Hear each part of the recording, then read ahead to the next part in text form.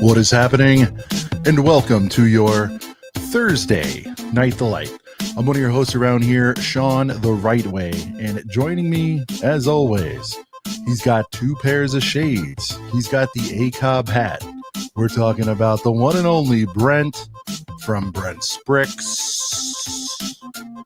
Yeah. And tonight, we have got a heater for the boys. Oh yeah, we do. Because tonight, in just a few minutes, David Hall, aka Solid Brix Studios, will be joining the boys to talk about everything Lego Star Wars and beyond. Yeah. Did I hear that right? Solid Brix will be here. He'll be in the building. Yeah. We'll talk about land. We'll talk about whatever. It's going to be uncensored because we are a couple of brickheads.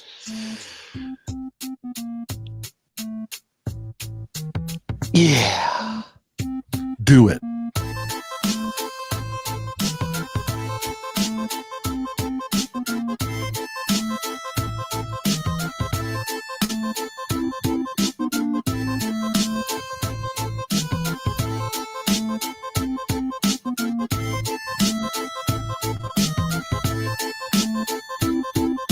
It is a couple of brickheads coming to you live as hell.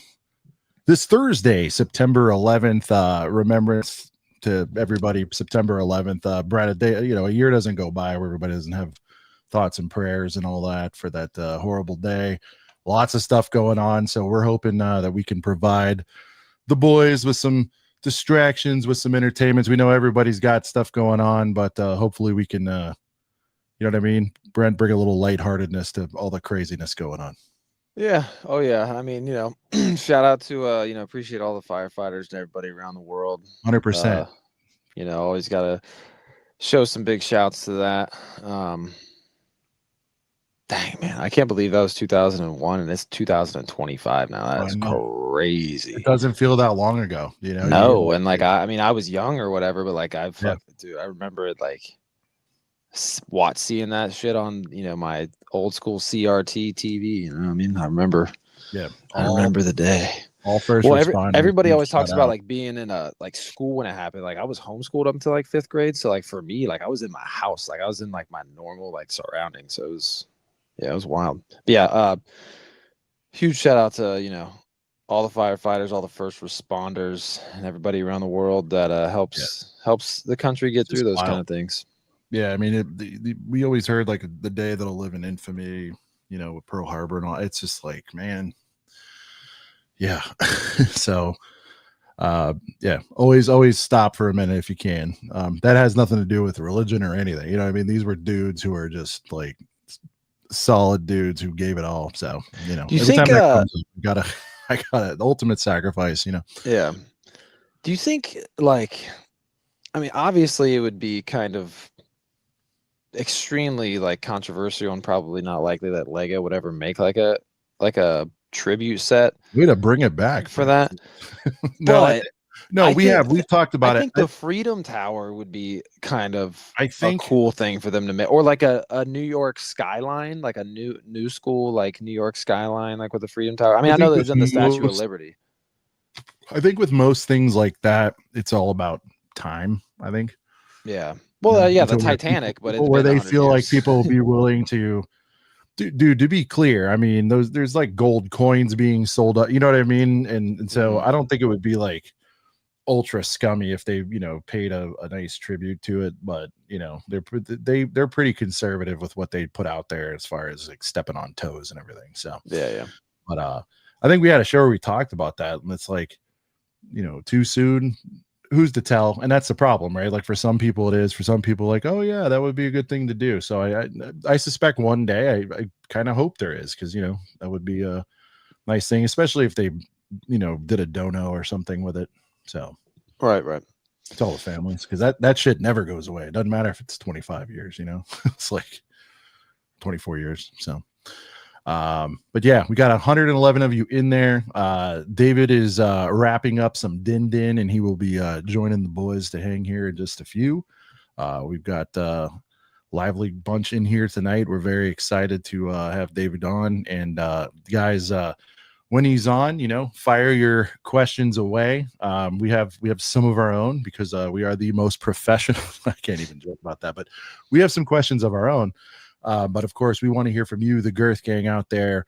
Any burning questions that you have for David? Please understand. Tyler's like predicting the dinner. We'll have to check with that. All right, we'll have to check and confirm if he did have pasta. But we ask, that or it's not even ask. You can ask whatever you want. We've been advised people can ask whatever they want. But certain things he'll answer, certain things you might not be able to, some things you might not want to. So, but he kind of said game time decision on stuff like that. We usually don't do any like pre-screening. That didn't happen here. I kind of high level say, hey, anything off limits? Or he's like, I will just play it by ear, and I like that. It's the way I prefer to keep it. So that's good. But yeah, all right. We've got a couple of supers in there, Brent. Yo, Ostif, man, huge shout out every week. You can always count on him. Loyal channel member. It's always giving the special shouts to Ostif. 277 till the Monday landing and 282 till the big day. You want stale, man. 282. It's moving quick, man. Here we go. Moving quick. Dale Molded. It's the most request. It's I think it's the number one song as far as requests. He's talking about Brickworld, by the way, if anyone had no idea. I know we might have a couple new listeners. So Ostif, he gives us a countdown every week till Brickworld. It's very exciting.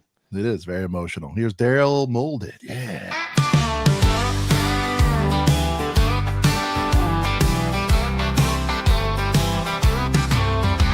Ever see a big damn near flawless? Then somebody bitches, it's bad regardless. The head, the torso, all looking great. But then you get to the legs, hold on, wait. Lego did what they could, but it's time to get scolded by a critical bastard named Dale Molded. Dale is a simple man, just wants Lego to give a damn.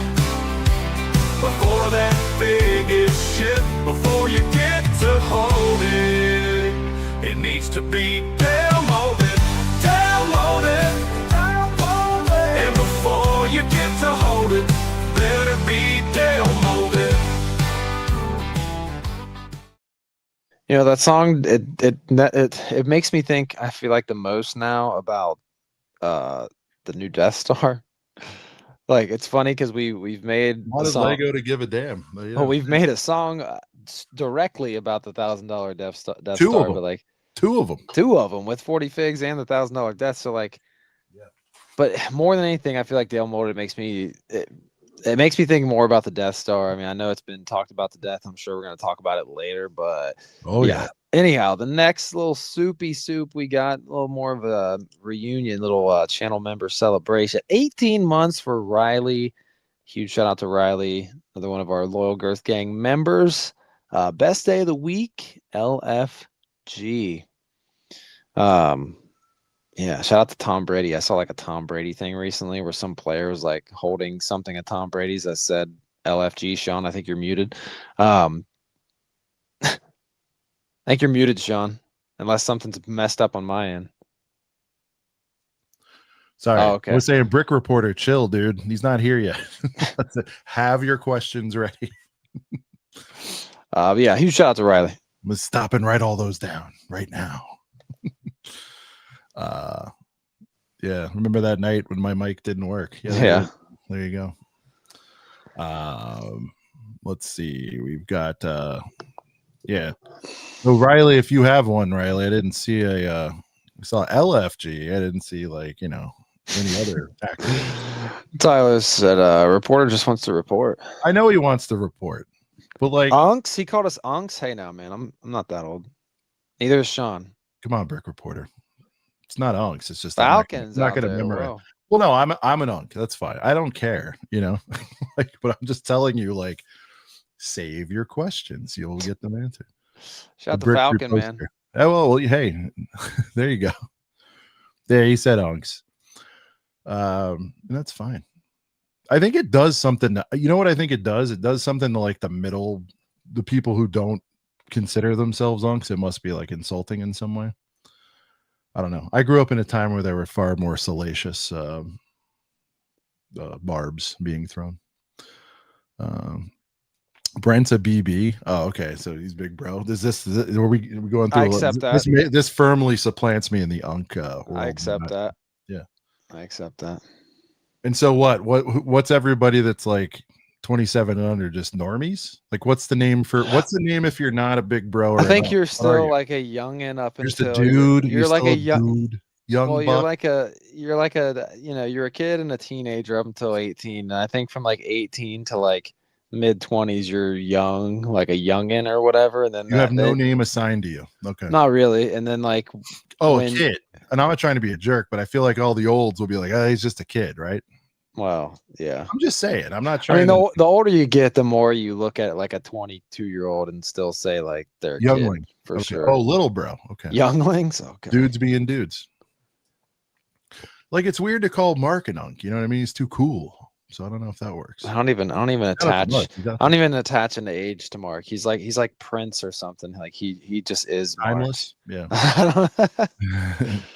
All right, I want to get into something, Brent, that I think you're going to be particularly excited about. We haven't covered it yet here. Oh yeah, I don't even think I've looked at this. I've been newsy news while we wait for David here, but we've got Speed Champs. Let's look at it. Lightning McQueen, Brent, two of your loves. You got Diz, you got Speed Champs. Oh yeah. Give me your initial reaction. I can flip through some photos for you. But so two things. I'm seeing a 20 in the bottom right corner. Is it 20th anniversary of Cars? Because it's 2006 or it's 2005 this year. So would they come out in 2005? I feel like maybe. Yeah, I don't know what that icon is. It's not for Speed Champs because that hasn't been around. Yeah, if someone knows anything about the 20 in the chat, let us know. Second thing that I noticed immediately, you can stay on here on the front. Yeah. Brick built mouth. That is peak. I love that. I freaking love that. That could have very easily just been a sticker. That's amazing. Let's see. I got to get a closer look here. I'm assuming there will be like a lot of stickers. However, like, I don't know, man. I'm trying to tell. I would like to think that the eyes are printed. I would like to think, but I don't know. I'm looking at it. I don't know if it's. I don't know. Yeah, I don't know if it's the glare on like the eyes are. Somebody could. Ooh, no, they're not. Are they not? I know that the headlights. It could be the lighting. Well, the headlights I think are printed though, Sean, because like that headlight. No, I can see the sticker though. Are you sure? Because Speed Champs. Yeah, but Speed Champs has been. We're so bad at this. Let's see what everybody's saying. Does anybody have any sticker confirmation? Well, Speed Champs has been printed. Like, okay, here, perfect example. You see this Ferrari right here? Yeah, those headlights. Those are printed on there, and this is like this. So I guess what I'm saying, Brent, was like 3 years ago. I feel you, but like my screen's probably I know it's bigger than yours, and I see the sticker outline, unfortunately, on the headlights. Yeah, I can kind of see it too. That's crazy, man.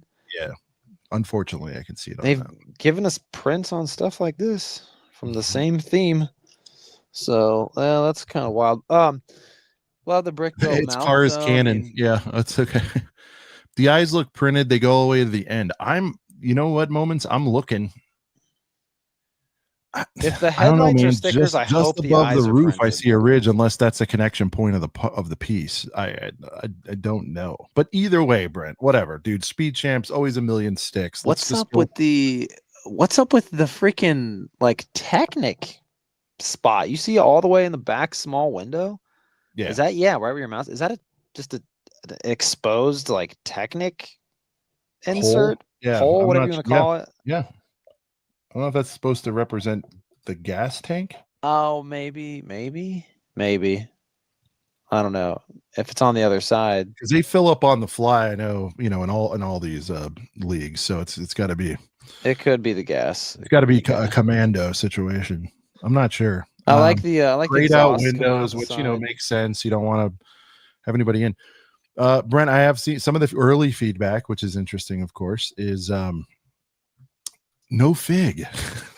So, well, what? I know, but like you should have thrown like a Brent's Bricks in there or something for the. I think if we want to talk about a fig, here's what I think. you could have done 2 of the little like pit crew little guys.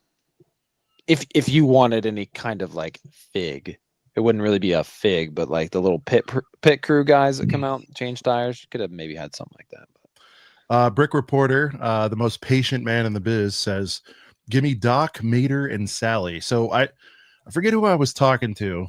I might have been just like on someone's stream, just throwing out comments, and I thought about this, Brent. It's like we can't really.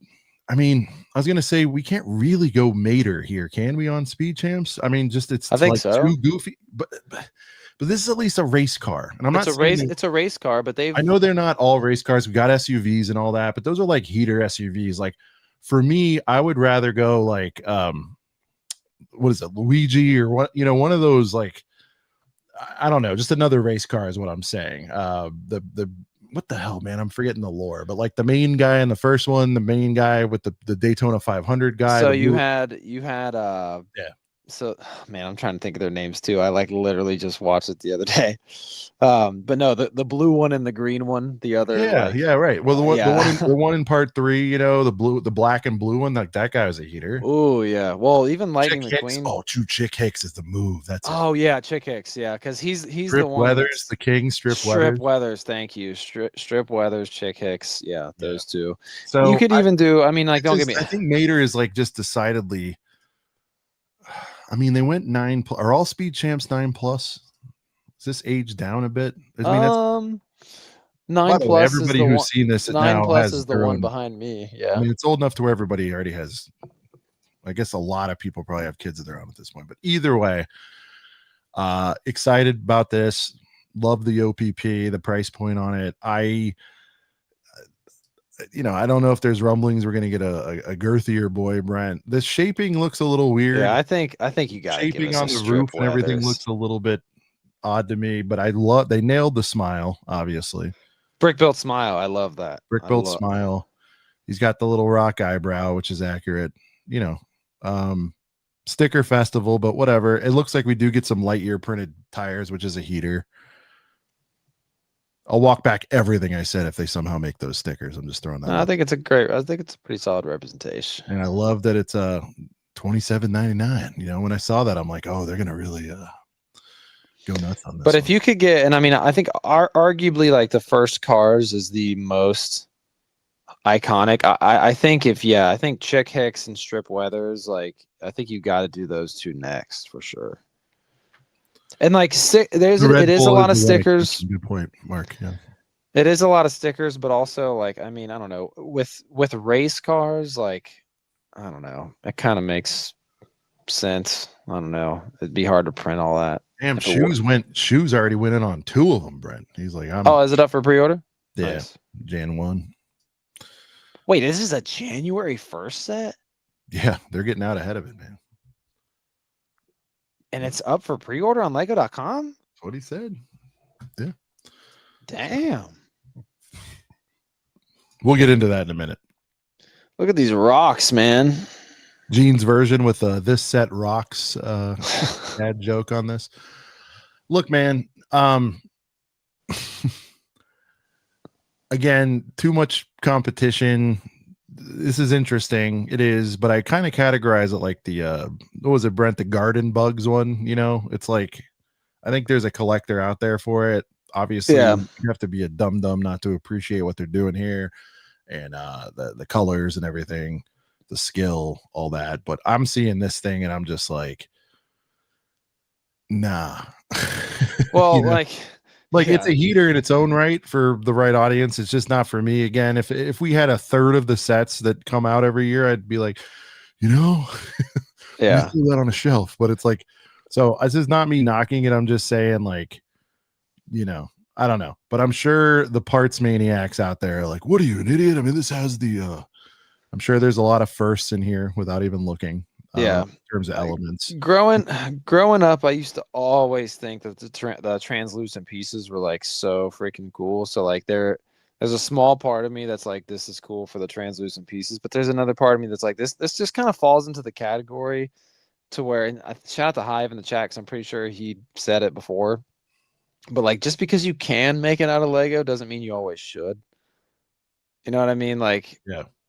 I don't know if you are someone out there who wants like something like this and like the typewriter and everything, like fine. But yeah, I mean,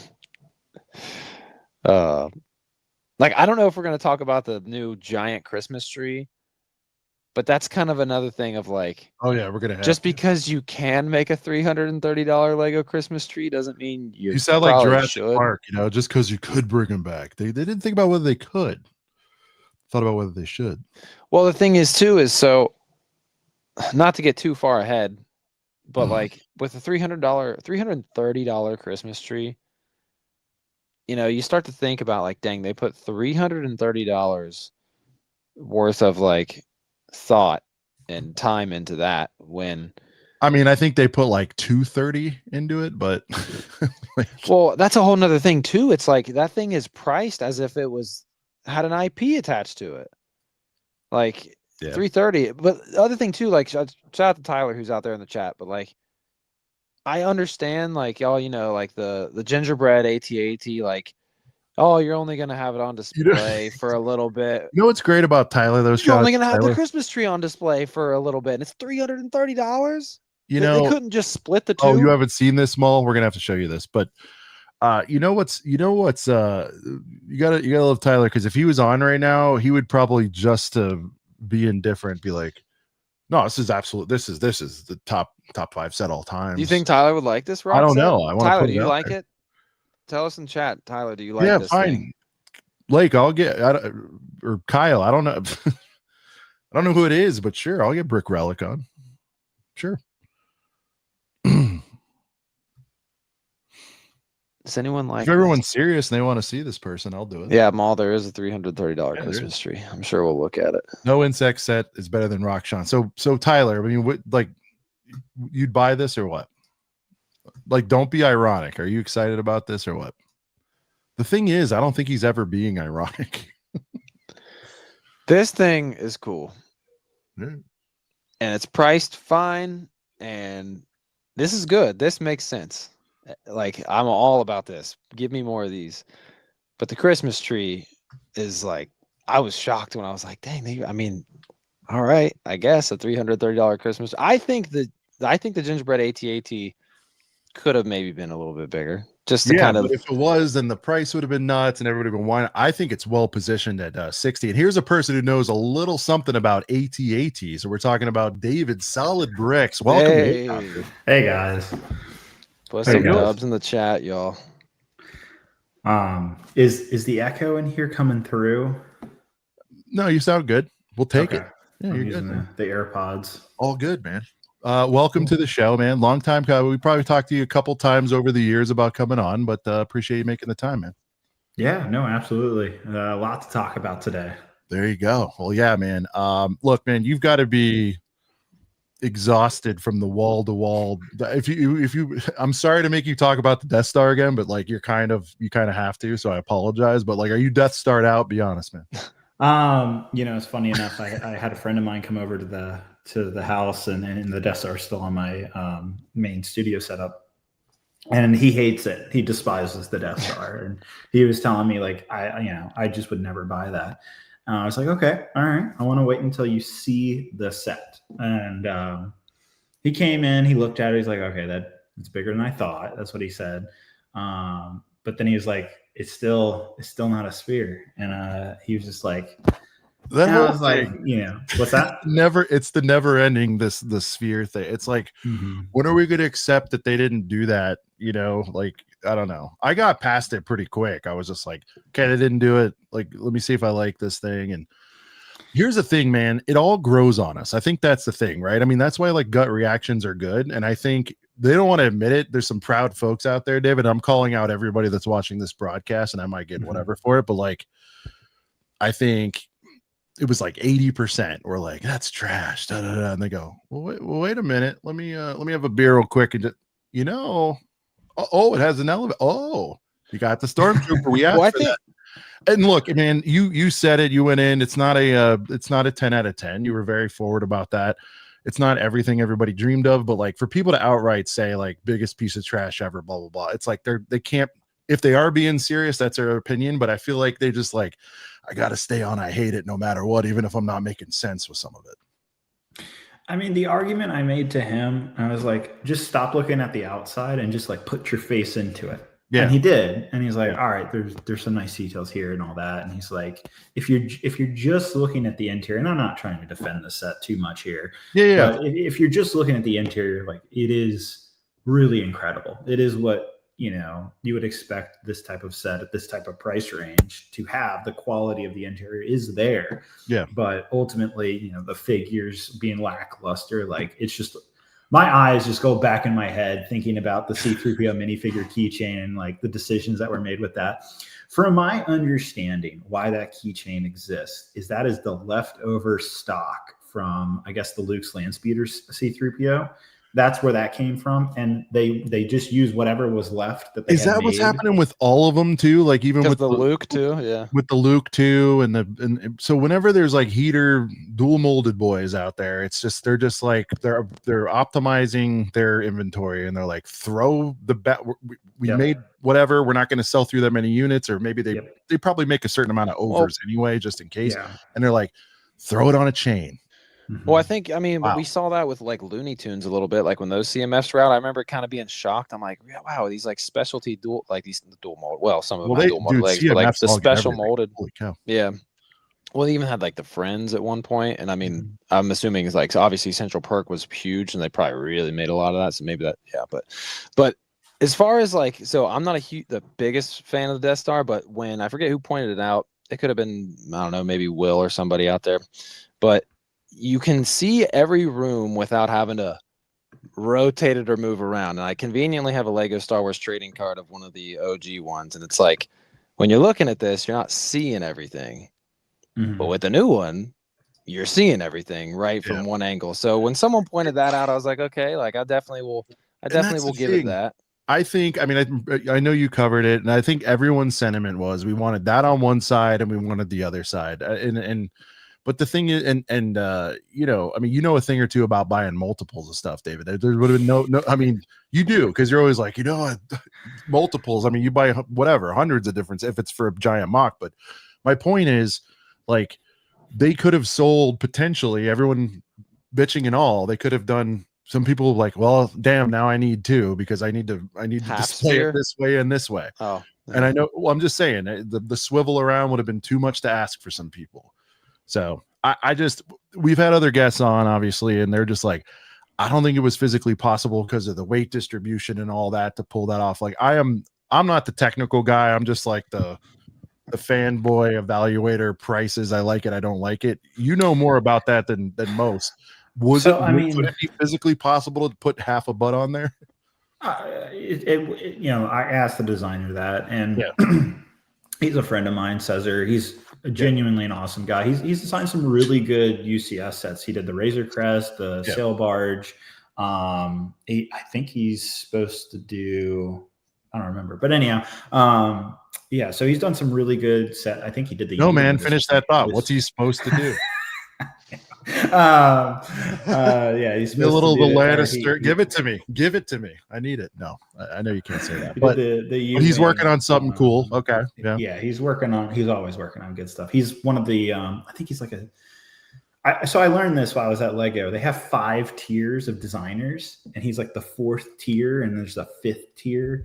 The 5th tier, I think, is Design Master is the title. That's like Mike Zeike, who did like the Titanic, for example, in Rivendell. I didn't know there was like a black belt thing going on there. That's awesome. So I don't know what the low is. I think it's just designer, and then I honestly don't remember. But also, I don't know if you can. Shout out to Tyler. That's his wish. That's a lot of our wish list. We're just throwing it out there. I know you can't comment on it, but that'd be a lot of fun to see. You can say if you'd enjoy seeing something like that, right, Devin?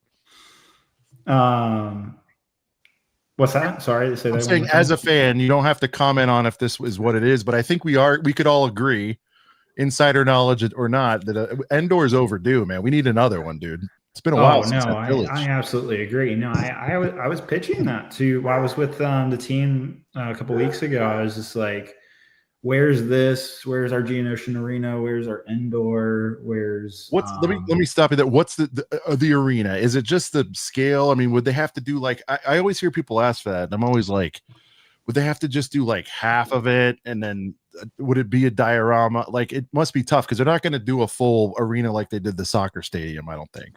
I have a tough time imagining what they would do for that, honestly. Same. Like, and people would mess all over it no matter what.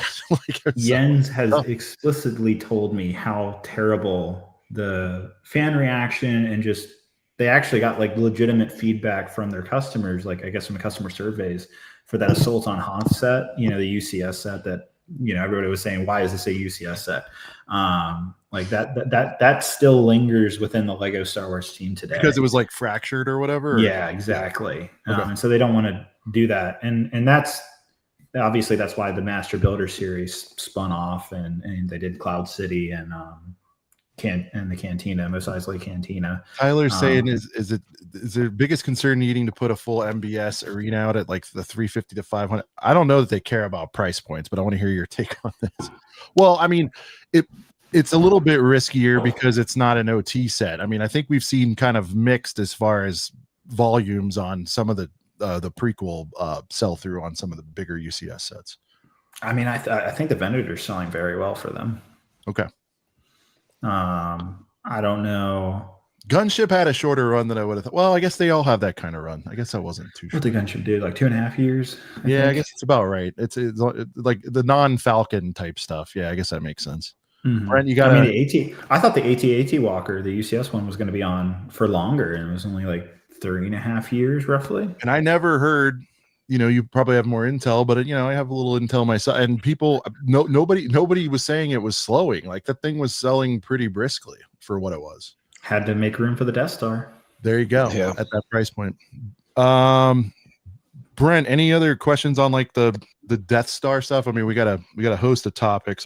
Well, just because we mentioned like Geonosis real quick, I just now came to me, but like, what do you think about maybe if they did almost like a Harry Potter method to that, where they kind of sold it into like parts, like they do like you could do the 3 beasts in a set together, and then maybe something else, and then you could even do a battle pack, like involving like a battle pack of Geonosians and whatever else. I mean, I know we hate character battle packs, but I mean, if there was like a few battle packs incorporated, well, you could put those main guys in like the there's always going to be like $100, $200. They could even do a gunship. Yeah, the closest thing you're kind of talking about is like the MTT tying in with the 327th battle pack.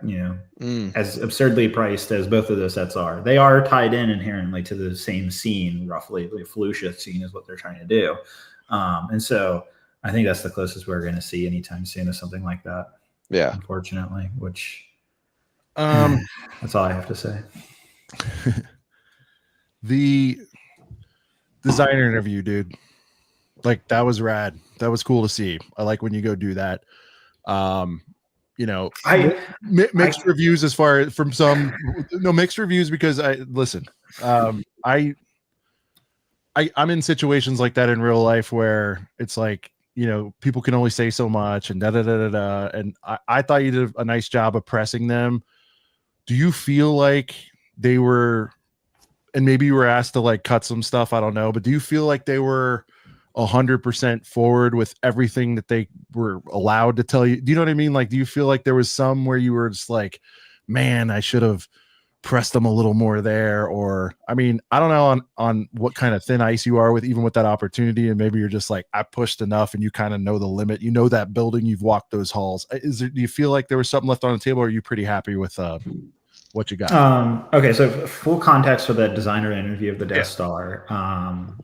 There was one Lego Star Wars marketing team member in the room, but she was in and out of the room. Like, she knew my channel, what I would like. She did not know any of the questions ahead of time. I didn't provide any context. They just like, we're going to give you the designers and you ask your questions. They're media trained, and they should know better based on whatever they answer, basically. So there was no inherent fears, and so most of the time it was just one-on-one together in that room. That's it. Nobody was like watching behind us like, oh, we can't say that. And Lego didn't review the interview at all. They didn't ask to see it ahead of time, or so you weren't asked to cut anything. They didn't say nothing. That is 100% my edit. Wow. So that's everything in there. It was a much longer interview, actually, Yeah. but what I ended up cutting out is nothing important. It was just like Yeah, because you would have left things like I would juicier answer in the stuff, review obviously. anyways. I mean, What's that? I said you would have left it if there was any juicier stuff, you would have left it in. Oh yeah, of course. Like you had a time limit. Everyone's It's gonna. all about those clicks. Well, it's not even that, but like, just the view duration. I mean, if it was 15 minutes worth of heat content or an hour and a half straight, you got people that'll watch it front to back. It doesn't really matter, Yeah. I'm just trying to think. Yeah. So they gave me free reign on that interview, which was awesome. And it makes me want to go back to Legos because they, this will lead on to the topic I'm sure we'll talk about later, which is the ambassador network land. Sure. Obviously there's this misconception that like, we're just being told, whispered in our ear, like, this is what you have to say. You have to be positive. You have to recommend this set. You have to make people buy this. And none of that is true. Like, I can't tell you how many times it's not true. I was 1 foot in that camp, and not necessarily like as a indictment to folks in that. I think by now everyone knows I'm friends with a lot of us. So like, I'm just like, I think a little bit of it, I think people thought that, but I got to be honest with you, man. Over the last year, I'm texting buddies. I text Brent. I go, fuck. David really fucking went nuts on that. The juggernaut. The juggernaut. No, but you were doing it before then too. And what I think is this. This is what I think. And I'm not glossing you, dude. I'm telling you, like, people are like, you even gave an explanation. I just don't. My point is, we live in this fast food shorts world, and I want to get your opinions on that, by the way, and these beast style videos, which I just don't think people can like concentrate. You ripped that thing a new one. You crumbled that shit like a fucking lobster head, just went in there on that thing. And I'm like, you really think if he was being told not to do something, it wouldn't have been, hey, we know the stability is a little ass. David, please, for the love of God, don't claw catch that thing, dude. Don't. And I'm just like, at some point, I'm like, you know what? Maybe everyone's being pretty forward. Now, obviously, you have to do what I like to call the cookie shit sandwich, which is like, you start nice and syrupy, you get into a little bit of it's not great, and at the end you go, but hey, you even say it's overpriced, but if you really feel like you want the set, get it. Like, what is somebody supposed to do? If somebody just ragdolls something the whole time, to me, it's not compelling. It doesn't work. Why do you think these debate and all these shows are so popular? Because if it's all just like down, like nobody's going to give a shit. And I just felt like I've seen a market change. I'll tell you what I didn't love is it felt like for a while I felt like everyone was just allowed to say stuff was expensive, but it's getting like deeper than that now. I mean, I would say yes to the play sets. Like, are you pretty much, has it been that way the whole time, and you guys are taking risks, or have they kind of said, no, man, let's let the gloves off? I mean, no, they've never, the ambassador, honestly, like, I have very little communication with them. Like, believe it or not, there's not like weekly checkups or monthly checkups. Like, I might hear it's all forum based. Is that true? Like, a lot of it's in the forum. There's a forum, yeah. But that is mixed in with what is the terminology? RLOX, and I don't know what the other one is. But lugs, right? It's we're called fan media. Yeah, I just call it content creators, influencers. Yeah. And then you have the lugs, and they're in the same form, and I can't tell you how they should be separated. Like, it has always bothered me. There's this disconnect between the two on the forums. Like, you'll have the ambassadors for the lugs, and they just have a completely different perspective than what influencers or content creators do. I mean, one common complaint we do hear from our friends, and then it gets out to the some of the fans or non-land members in the community, we'll call them, is that just bad communication seems to be I don't want to say running rampant, but it's kind of common there, just like generally speaking. Do you feel like communications could be improved, or are they doing the best they can? I mean, they're a giant org, dude. It's tough. As someone who giant orgs professionally, not Lego, but other big ones everyone knows, it's like, yeah, man, they're all so fractured, it's impossible almost. I mean, I just got my I just finished like a couple weeks ago my master's degree in communications. So you're asking someone with a master's degree in that. Well, thank you. And the answer is yes, they could absolutely improve on their communication skills.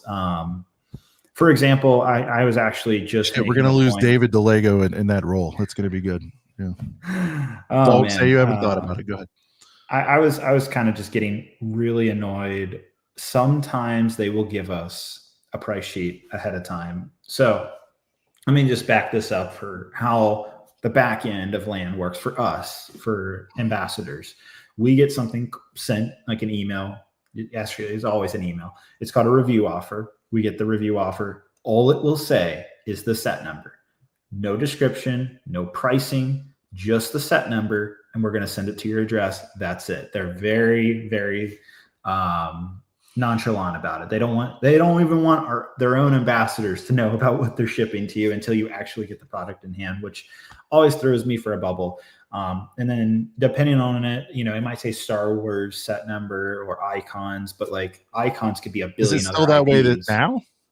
Yeah, it's still like that. What? And that's how it is. You sign up for your preference, I've heard, right? Like you say. Yeah, you'll usually go send the top 5 themes you're interested in, but they can't guarantee it or whatever. Yeah. But anyhow, so we get these review offer emails, just very, very basic information. Just literally a set number and the theme. If the theme's even disclosed, sometimes it's not, which is even more frustrating.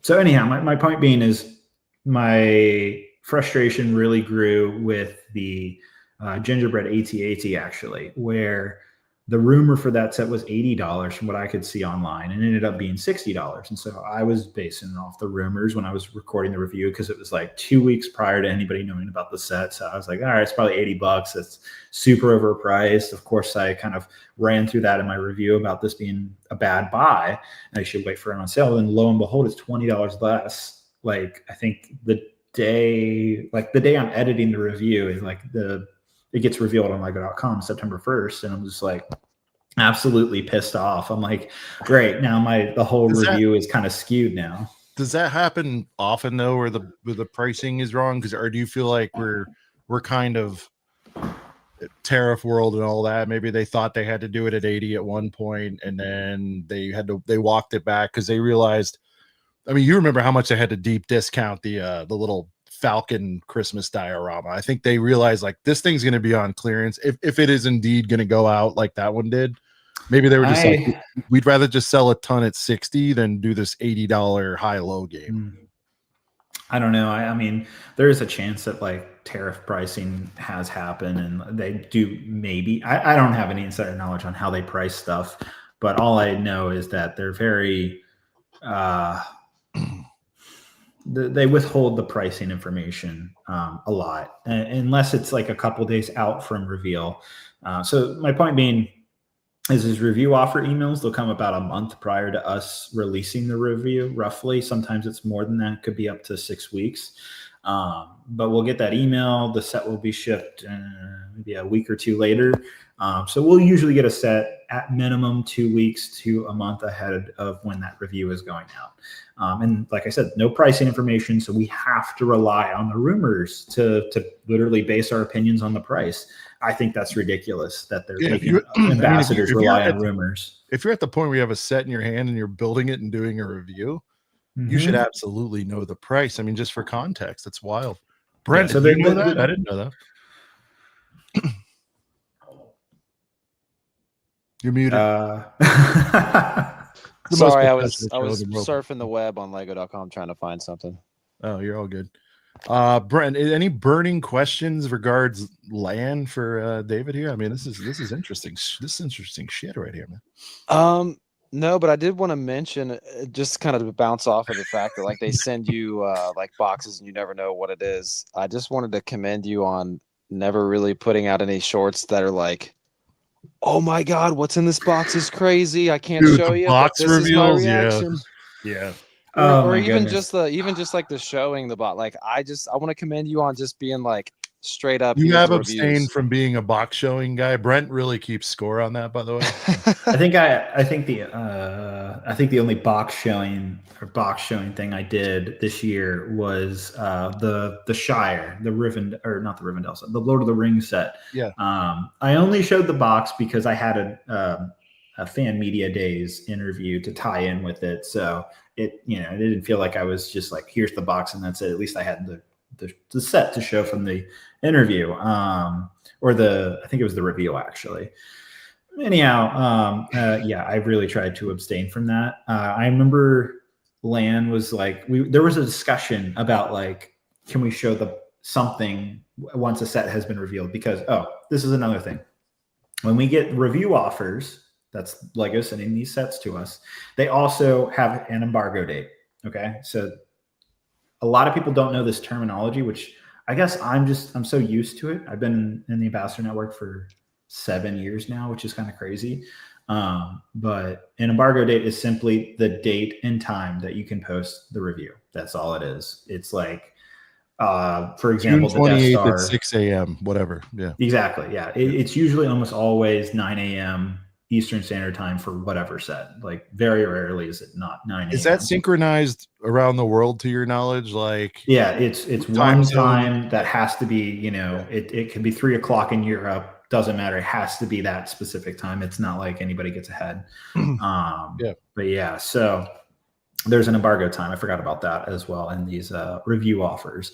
And those embargo times have always frustrated me. Sometimes they make sense and sometimes they make zero sense. They could be like one day prior to the set being released on shelves, and I'm like calling up Lan, like, guys, like, we all know that people can get these sets early. Let's move these dates up here.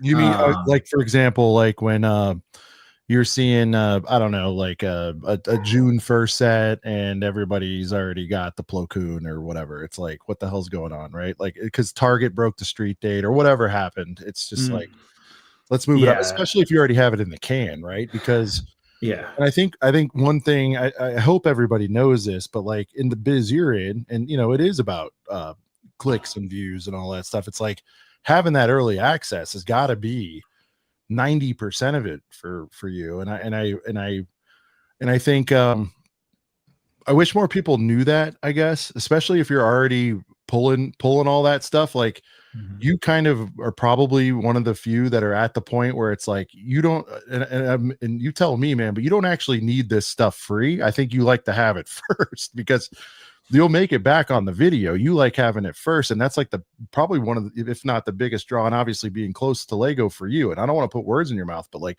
I think that's a big misconception. Like, oh, he just likes it because he gets it's free. It's like, I think you could give a shit if it's free, but you like having it early. Like, it's nice. There's nothing, you don't hate it, but like, it's not, you don't need it. I don't want to, okay. How do I say this politely? And if I'm out of line, let me know. But I mean, there's a disconnect within the Ambassador Network of the content creators and influencers. You kind of touched on it a little bit with the box showing influencers. There's a divide, in my opinion, of people who were long-term Lego fans who bought the product for years on years on years, who are dedicated collectors and know the product. I would like to consider myself one of these people. And there's plenty of other people that are just like me in the Ambassador Network, but there's also, a lot of OGs. Okay. And also newcomers. I don't want to discount the newcomers because I have some people who've recently joined LAN that I also I know their history with Lego, and I genuinely believe their opinions and stuff.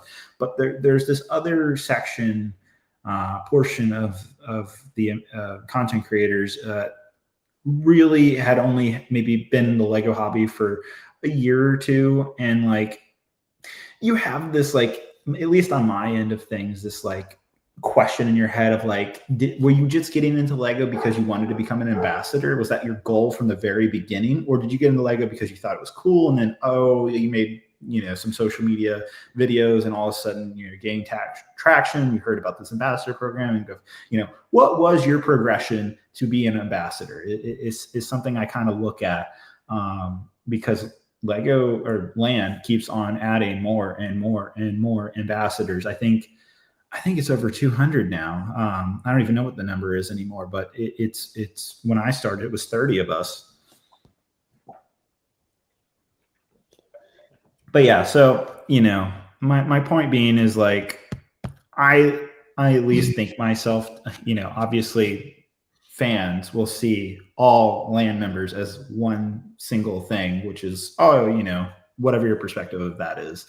And in my head, I'm like, there's two halves to this. There's I don't want to say real Lego fan. I don't want to use that word because I do believe everybody's a fan of Lego who's an ambassador. No, there's opportunists, David. I'll say it for you. There's people out there that it became a thing and they jumped on it because it was trending. I mean, we hear that term all the time, and you have probably a good nose for it. You know who's in it for a lifer and who's in it for a buck or whatever it is, or some limelight. And I think that's a fucking, I love the transparency, dude. That's good to hear you say.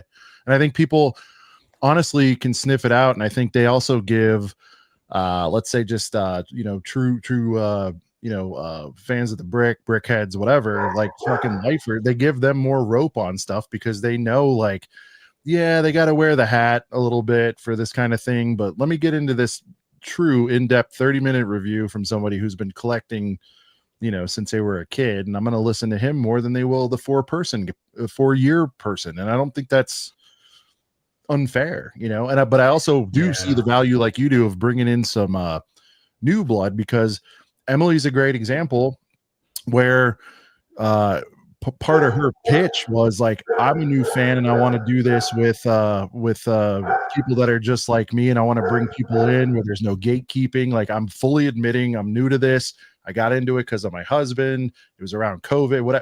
Like, her story is great, and so I think there's room for both. And I do believe at some point it did cross over into a real passion. I think it comes out on the screen, but like, and we don't need, no one's naming names, but like, there's some where you're like, you like making shorts and you like doing this thing, and you could have interchanged a Iron Man, with anything, and you would be hyping it. And but if Lego's cool with it, like that's their marketing department, dude. I'm not going to stop fans from criticizing, though. I think I guess the point I'm trying to draw here is that I before I was an ambassador, I had 10 years of experience of just being a Lego fan, buying the product as we all do, and enjoying it or not enjoying it, and reviewing that. Like, you go on my channel, I have reviews from 2008 to 2018 before I joined the product, or before I joined LAN, buying all these products, buying all these sets. And, I feel like I take from that 10 years of just being a Lego Star Wars fan, and I feel like I carried that into my time as an ambassador here. And so I just think back of like, when I'm reviewing a set, what would I have thought of buying this? And I don't think every ambassador has that experience, is the point I'm trying to make. And maybe it doesn't have to be Jabo specifically, but David, maybe you could clear up, why are some people not LAN members? Do you think a lot of it's by choice? It's not what they're looking for at the time? Because you've probably heard that too. Like, why isn't so-and-so in LAN? And, there's a couple biggies that aren't, but like Jabo, for example, been around OG of the game forever. Like, and I don't know, and maybe he already said why, but like, if it's unknown reasons, why do you think, what would you suspect it is? They just didn't apply. Lego just it's not what they're looking for right now. Is it a combination of two? Like, I think you'd be surprised about how the ambassador network actually tries to recruit people, and those people will deny them. Jang is a great example, apparently. I Shout remember out in to the early days, they were trying to recruit Jang Brix into the ambassador program, and he said no. I didn't want to have anything to do with it, which teaches him. I've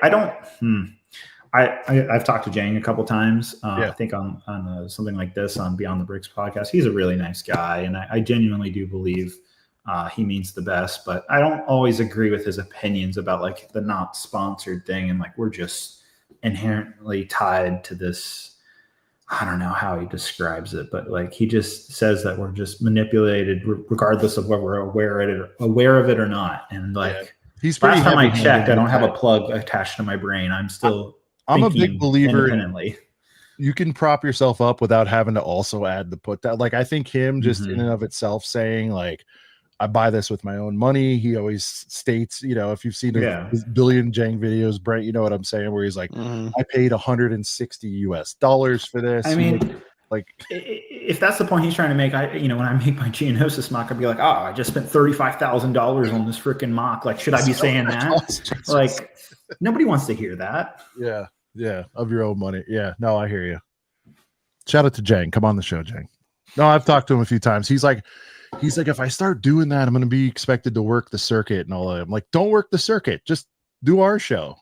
I'll tell everybody no for you. That's my goal, man. I got to get Jang on this thing, though. I look, and it's funny, man, because even in the chat, you're going to see it right now, David. No, but you're going to see it in the chat right now. Like, some people will be like, he's boring. It's too long. And we have a term on this show where I really like the long form reviews if I'm like deeply interested, particularly in a retired set, because let's face it, he's covered it all. I'm like, he really gets in there. He gets in the butt. Oh, no, his reviews are very good. Not my particular taste, but I can see why he has his following. I don't actually watch that many other content like Lego creators. The only one that comes to mind is Tiago. I really like his review style. I like his opinions. I like his Lego designer background of explaining things. And ACOB at least 3 times. I've seen you in the chat a few times. But yeah, Tiago's really Tiago. Yeah, I mean, well, because that's a great there. Perspective, right? Like, any young bucks catching your eye that people should keep an eye on that you can think of? I've seen 5 Lonely Clones pop up a lot, and I'll occasionally watch one of his videos. Not always agreeing with some of his opinions. I don't know. I'm not here to judge people, but it's not that. Seems to be on the up. But it's catching your eye, and he's doing something. That's good. Yeah. Brent, any other land things? We can move on to something else, Brent. Oh, I don't know. Not really. I mean, I've been watching like the very first Lego reviews I watched when I first finally got back into it in 2015 was some of David's stuff. But I didn't know it wasn't until it was 2018 when you started in land. Okay, that's I can't believe so much time has passed. But like, just like the whole Force Awakens wave, 2015. Like, I remember seeing like your vlogs going into stores and like Force Awakens toys being like literally on Toys everything. R Us arm sweep. It was like Force Awakens was literally on like everything you bought. And man, yeah, that's crazy. Yeah. Just thinking back, even though I joined LAN in 2018, the first Star Wars wave of free sets that I got from LAN wasn't until the following year of Star Wars sets. I think it was, I can't remember if it was the 20th anniversary sets in 2019 or if it was the Rise of Skywalker sets later that summer, right before the movie came out. It was one of those two, was like the very first sets that I ever got from Lego. So at least 10 to 11 years of reviews, just buying the sets like everybody else, like Jang, buying the sets and reviewing them. And I go back on the occasion and watch some of my earlier reviews just like to hear what a 13, 14-year-old thought of a set, because it's easy to lose, it's easy to go down the rabbit hole and just focus on like one specific thing, like why doesn't this figure have arm printing, or why isn't that one function here, or why is the set scaled down? I'm like, what would my younger self, like just enjoying the concept of the set in the first place, like think about this set? So yeah, I really try not to get too wrapped up in my own egotistic way. I really try to be as open-minded as possible, looking at what the fans saying, if the set's leaked, seeing what the reactions are. I try to weigh in all of this stuff into my reviews. But yeah, it was kind of cool because I mean, I never really even like getting back into it. I mean, I wouldn't have had no kind of like. Oh, Gene's here. Hi, Gene. Sorry. Gene is no, you're good.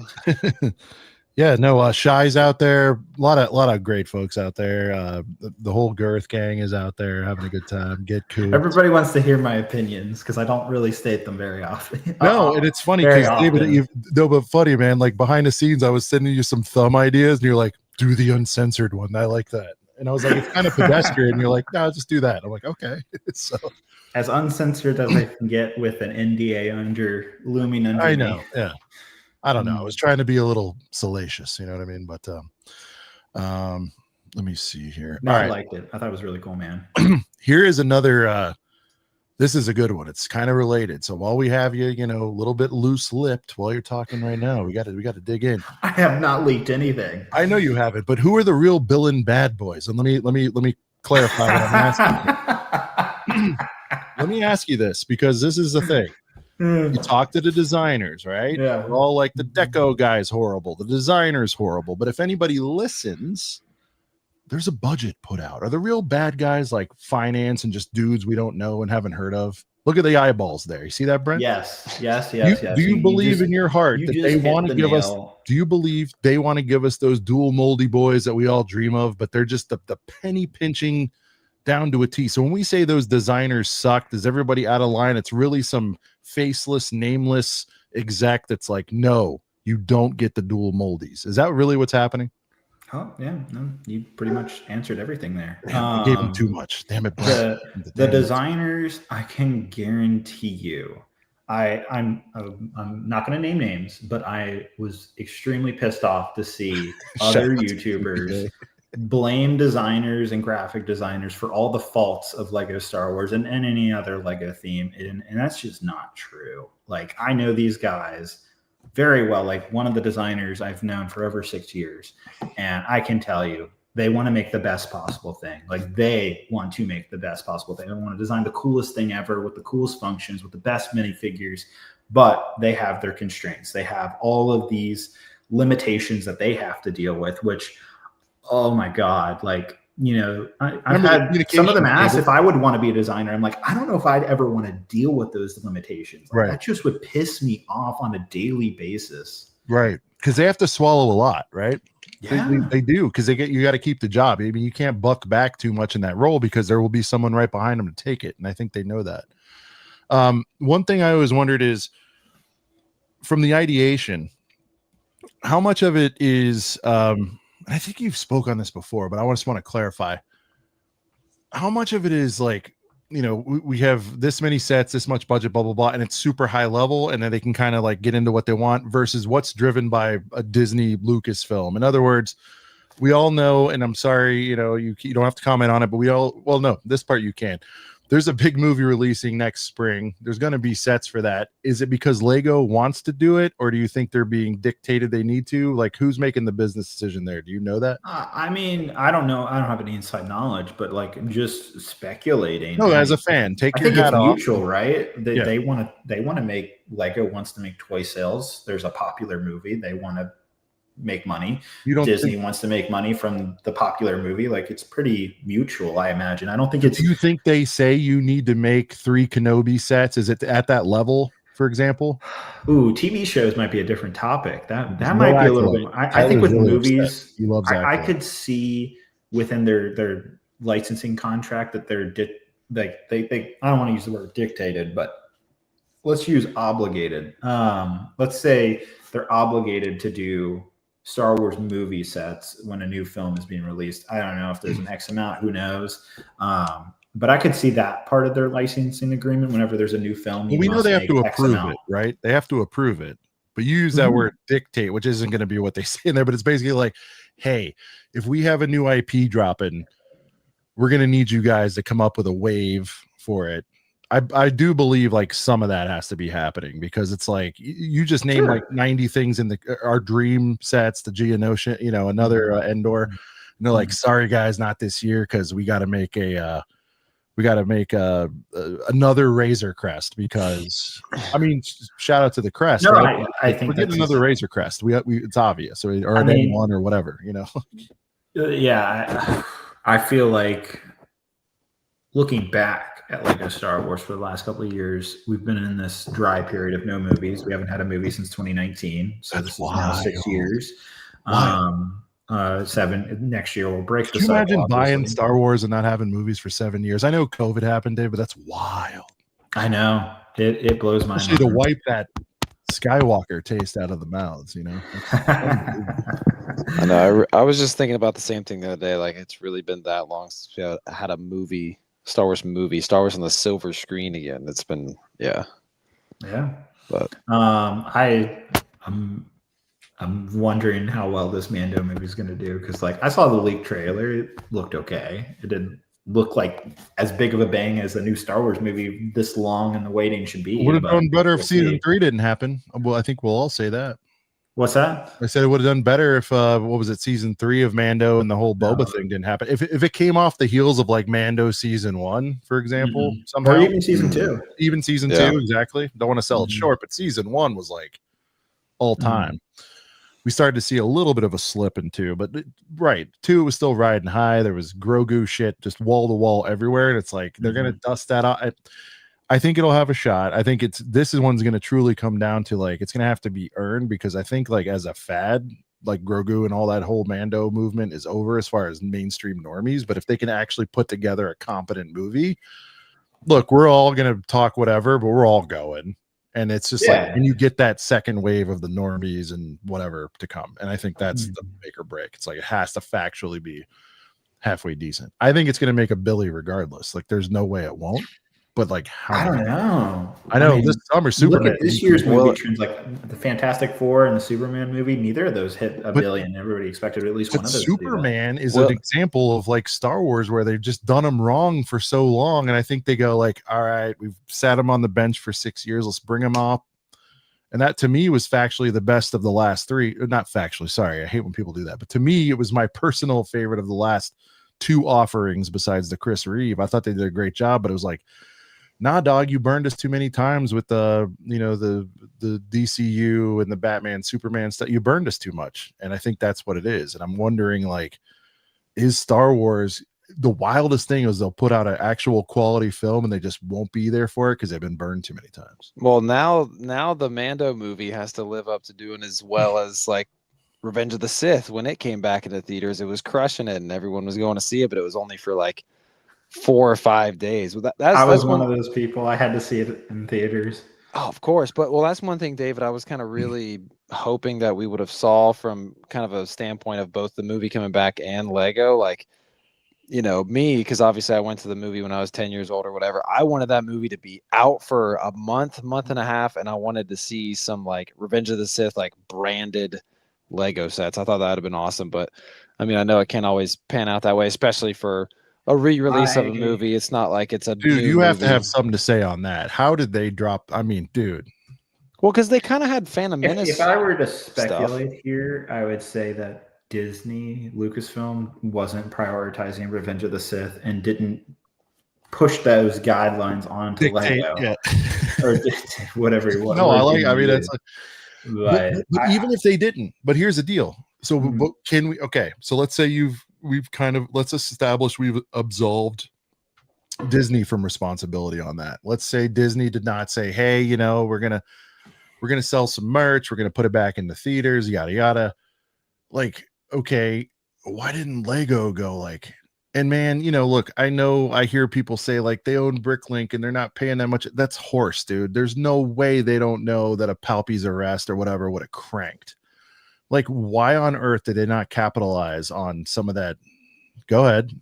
I'm just going to say, like, you'd be really surprised at how little the internal Lego team, or at least the designers. But they should be, not the designers, but the bad boys of Billund who are the I don't know about the higher up people that are money crunching and all that, but like just from the designers I've spoken to, a lot of them don't know like what's worth what. They don't pay attention to that stuff. They know desirability, like, oh, you know, we should have another Count Dooku minifigure at some point in the future, that we haven't made that in 10 years.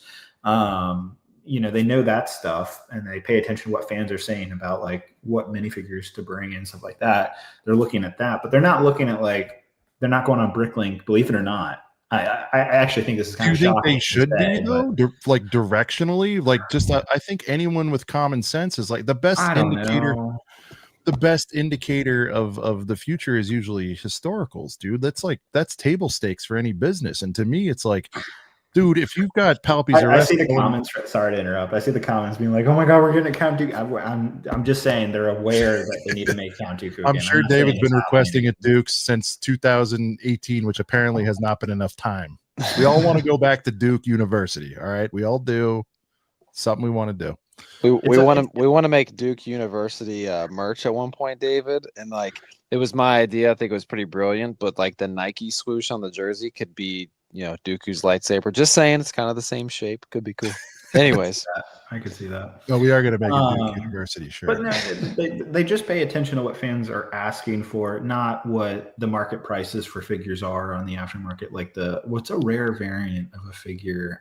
Like I don't know, Commander Fox's rare torso is the first thing that comes to mind. What's like another like stupidly expensive figure right now? I can't even think of something off the top of my head. Well, Revan? I guess outside of like, I was gonna say Revan. I guess outside of clones, there's like Revan and things like that. Shadow Arf, whatever stuff like Kashyyyk Troopers. It's been a while since they made figures, Kashyyyk Troopers are getting up there as far as like how expensive they are. Exactly. Will we get a Finch Tallow in 26? Tyler wants to know. From all the conversations I've had with the design team, they don't pay attention to the pricing aftermarket that regard. From everything I've experienced. I get that, but I still think like directionally it should drive like demand. Like if there is a slot where they can go like, hey guys, Disney's only said we've only committed, we got to make 3 little sets for this thing that they've passed down that we have to do. And then we still have this like, Finch Tallow. Thank you, Commons. Tyler said 2026 Finch Tallow confirmed. So we're going to start running with that you said that. And no. Jedi are starting to creep up and yeah, I mean there's a lot of Jedi stuff. Go ahead, Brent. Should we hit 1 or 2 super chats? We have to, and I feel so terrible because we have a couple older. It was right when you joined, but dude, I don't know if you know how we do things on here, but we actually have little songs that we like to play when people leave. I have seen this. It's awesome. All right, so Kyle Stone Lake, shout out to Kyle, greatest Kyle. one and done vlogger of all time. $99, it's $100. Let's be honest here. He wants to get Brick Relic on the horn, and I've committed. Now that he's done this, we got to get Brick Relic on the show, David. I'm unfamiliar with his work, but we should have him on. I don't know if he's I don't know if he's trolling. I don't know if he's a real person, but we'll get him on. And he's given us $100. And basically, like Kyle, whatever you want us to do, but since David's here and we're talking. I don't know, where are we going to go with this, Brad? You want to go Death Star because it's on topic? I don't expect David to have a favorite song. What do you think? I don't know, Kyle. If you're in chat, let us know what you want for your hunch. That's great. I saw him jokingly comment that, and then he actually did it. Right. Well, we'll take a quick break with that. We do have a couple others. I want David to see Droidica if he hasn't. Well, yeah, Sigsby right here. Which shout out to Nick. All right, let's start with Droidica. Guy. Let's cleanse the palate, and then we'll get into something else. Here's Droidica going out to Sigsby. Yeah. You can run even really fast. It won't matter when I roll up on your ass. I am metal. I've got my blasters. I'm a badass roly-poly robot disaster. Droidica, Trade Federation pinball. Droidica, I make all the Jedi pay.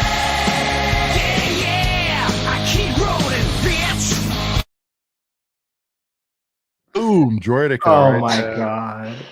That was fantastic. That one we've had for a while. That's kind of one of the OG ones almost at this point. Dude, shout out to something about the stupid sticker sheet, by the way. You got to do something about the 50 stickers in the Death Star. Actually, I think it's 67. We do need a sticker song. A sticker song, Sean. I'm surprised. Need a sticker song. We do. But no, shout out to Droidica. Fantastic, sad. Trade Federation pinball. Great character there. Yeah, that one's been a favorite. We kind of have it goes in cycles. Rolling Polies was really funny. Yeah. Badass roly-poly robot disaster, which try saying that 5 times fast. Bearded Brickhead, love you guys in the community. Him with the classic no figgy, no buy. I don't know what David knows about that culture, but we got to play that too. We kind of around here say if you're not giving us figgy, no buy. That's right, dude. I mean, I don't have to explain it to you. I mean, look. Wait, so does that mean you're gonna buy these rumored busts since they'll supposedly come with a mini? Hey man, it's in the name. It's called a bust for a reason. I'm not buying it. All right. I got enough helmets to collect. I'm not buying a Vader bust. I'm not doing it. You get the shoulders too, bro. Yeah, you gotta get the shoulders, man. Yeah, great. I've got the helmet, okay, with the chip. Give it a back rub a little bit. Yeah, well, I say all this, but you catch me on a day where it's a little clearance season. We can do that, but yeah, I'm I'm not excited about it. I don't like the Marvel ones, to be frank with you. And so I feel like we're going to get that treatment over on the Star Wars side of town. I'm not thrilled about it. But Kyle, $99, dude, you tell us whatever the hell you want. But because David's here and he's a guest, we're talking Death Star. I mean, it's out of respect. We got to play the Death Star song here. Call it Disney tax, call it inflation, call it Lego, nuts in your face. Sell your house, sell your pet, only way you get $1,000 set, $1,000 set, $1,000 set, $1,000 set. Sell your kidney, get $1,000 set. Had the 1,000, had my wife, now I got the set. Death gave me life. $1,000 Death Star. Yo.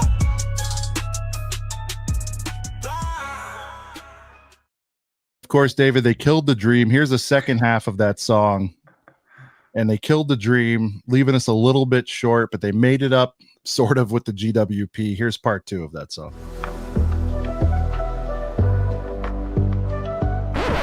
I got heaters to the left, heaters to the right. When I fix the Joker hippo, I'ma party all night. But never in my life, no, did I ever have a set that I wanna make my wife. Don't want no house, don't want no kids. All you gotta give me is 40 fucking figs. 40 fucking figs, 40 fucking figs. I even do a bid for 40 fucking figs. Dear Lordy, my body needs the 40. 40 fucking figs, 40 fucking figs.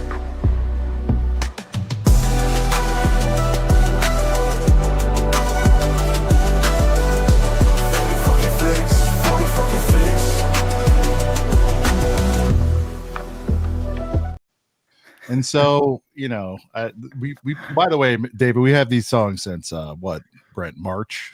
Like we're just, For a while, yeah. The Death Star for 1,000. We're getting 40 figs, and they had to do it. They had to give us 38 or whatever plus some droids. Well, now it's 41 if you include the gift with purchase. There you Now it's go. 41.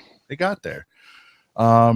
Did you ask him point blank? Was that supposed to be part of the set? Like, what is going on with that?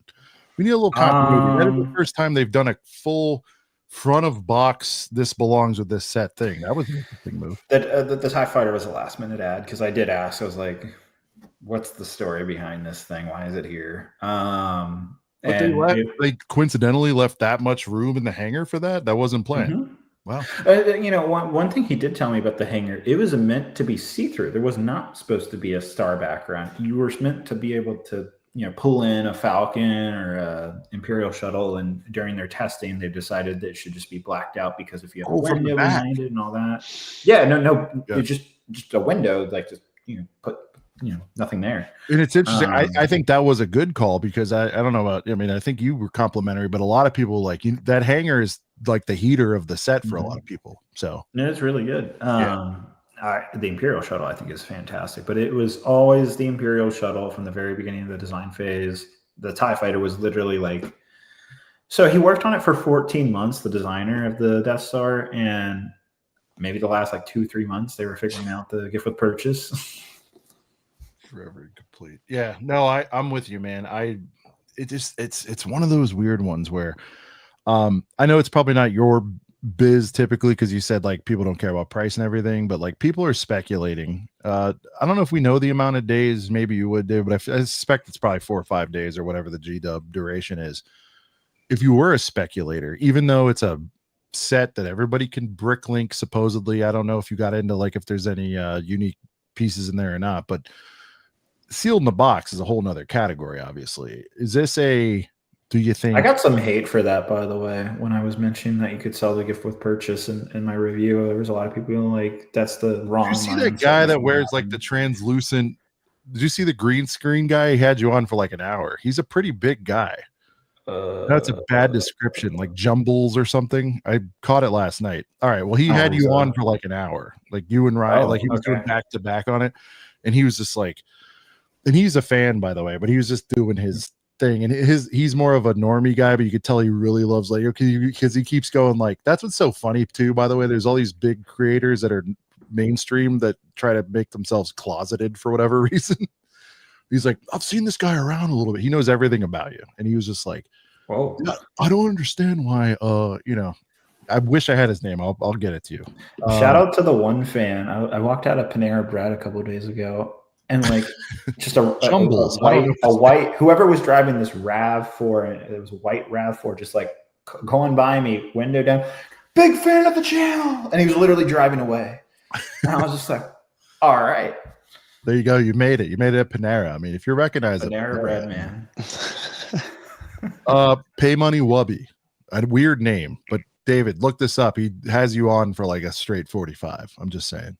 Okay. I'll have to look He wasn't complete. He wasn't bashing, but he was like kind of like he was playing 50-50, but he has a pretty big sub count. Anyway, I'm hoping it's very interesting to watch another YouTuber's review of my reviews this summer.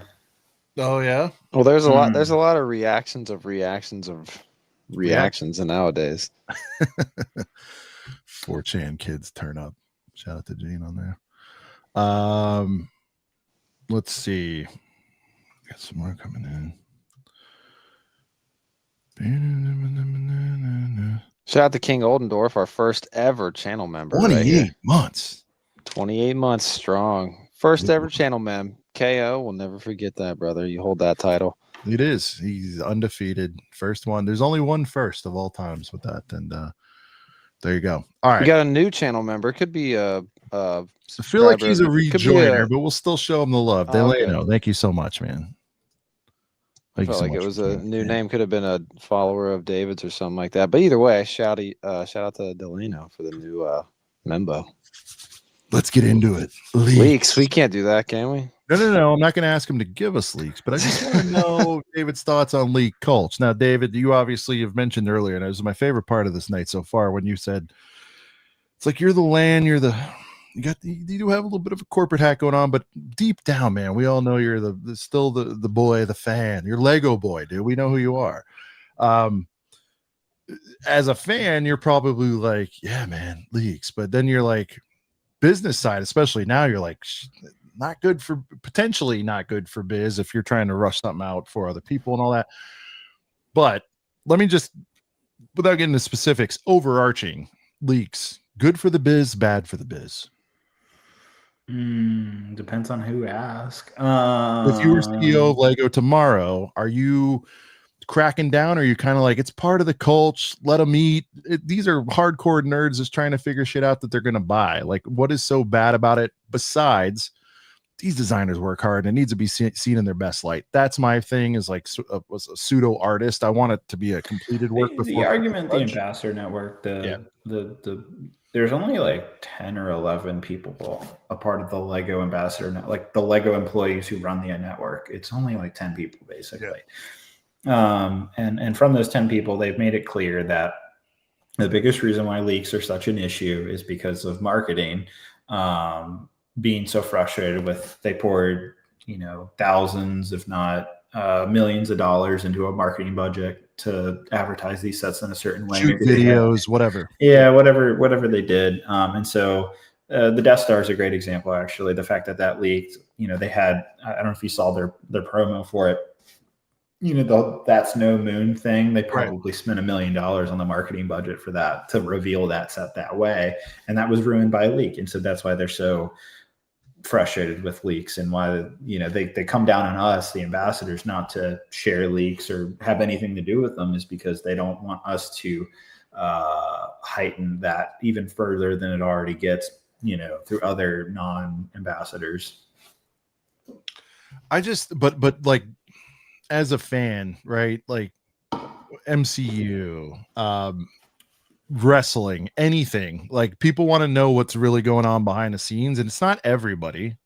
We throw around the term normies and all that, but it's true. Like, there's some that like are on YouTube every day watching stuff. There's P1s, they're just like they're in it like all day every day, and it's like, is it that bad if a hardcore nerd knows we're getting a Geonosian Arena next year versus, I don't know, like Amazon or whatever, like whatever, like a C or D level fan? Like, is it that bad? Because I'm thinking, like, for me, and this, man, engagement is key. And it's like, dude, if that's what keeps somebody coming back, it's like, is it really that bad? And by the way, 9 times out of 10, it's through leaky pipes again, big org. We always see like, we just found out from the New Zealand Times that we're going to get a, there's always like a weird retailer.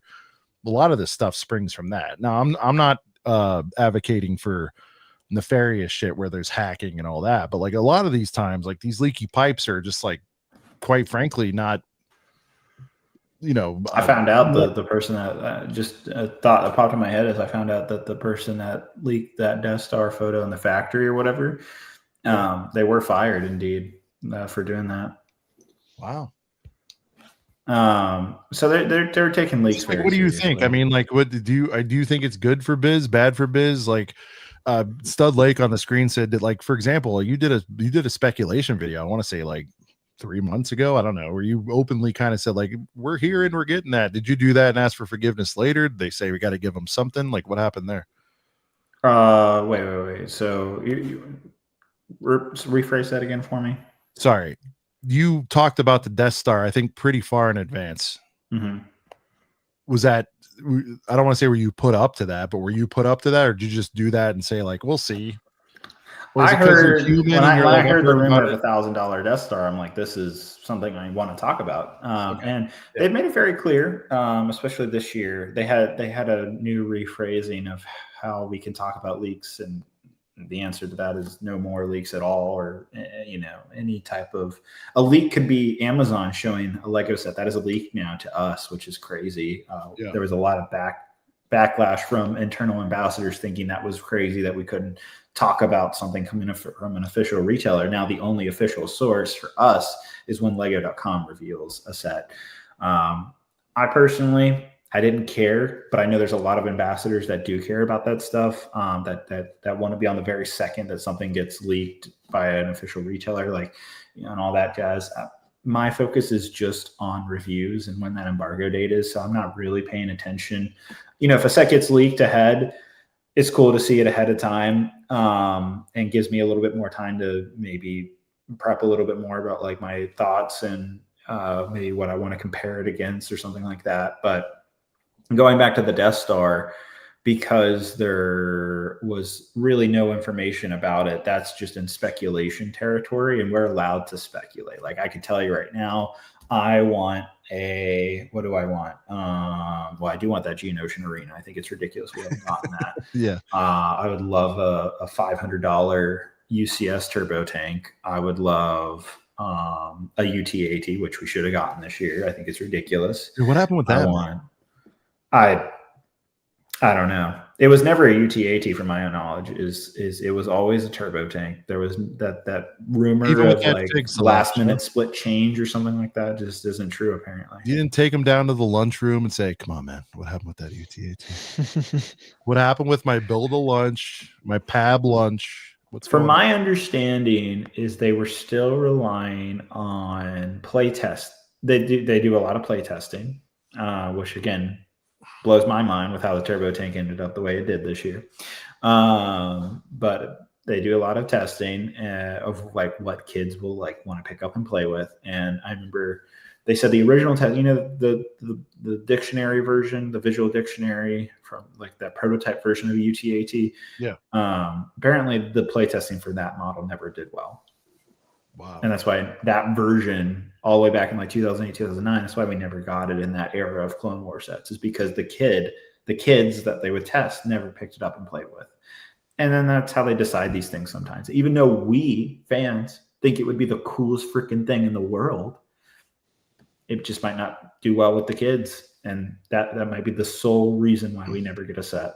Another big topic. I don't know, Brent, I don't know what your take is on this, but it's like this whole kids versus adult collectors dilemma. It's like, who are they fooling here, Yeah, I mean, I think it's a little weird. Like, they know us old nerds are buying. It could say 9+ on the box, but you all know who it's for. They didn't watch the Clone War. Come on.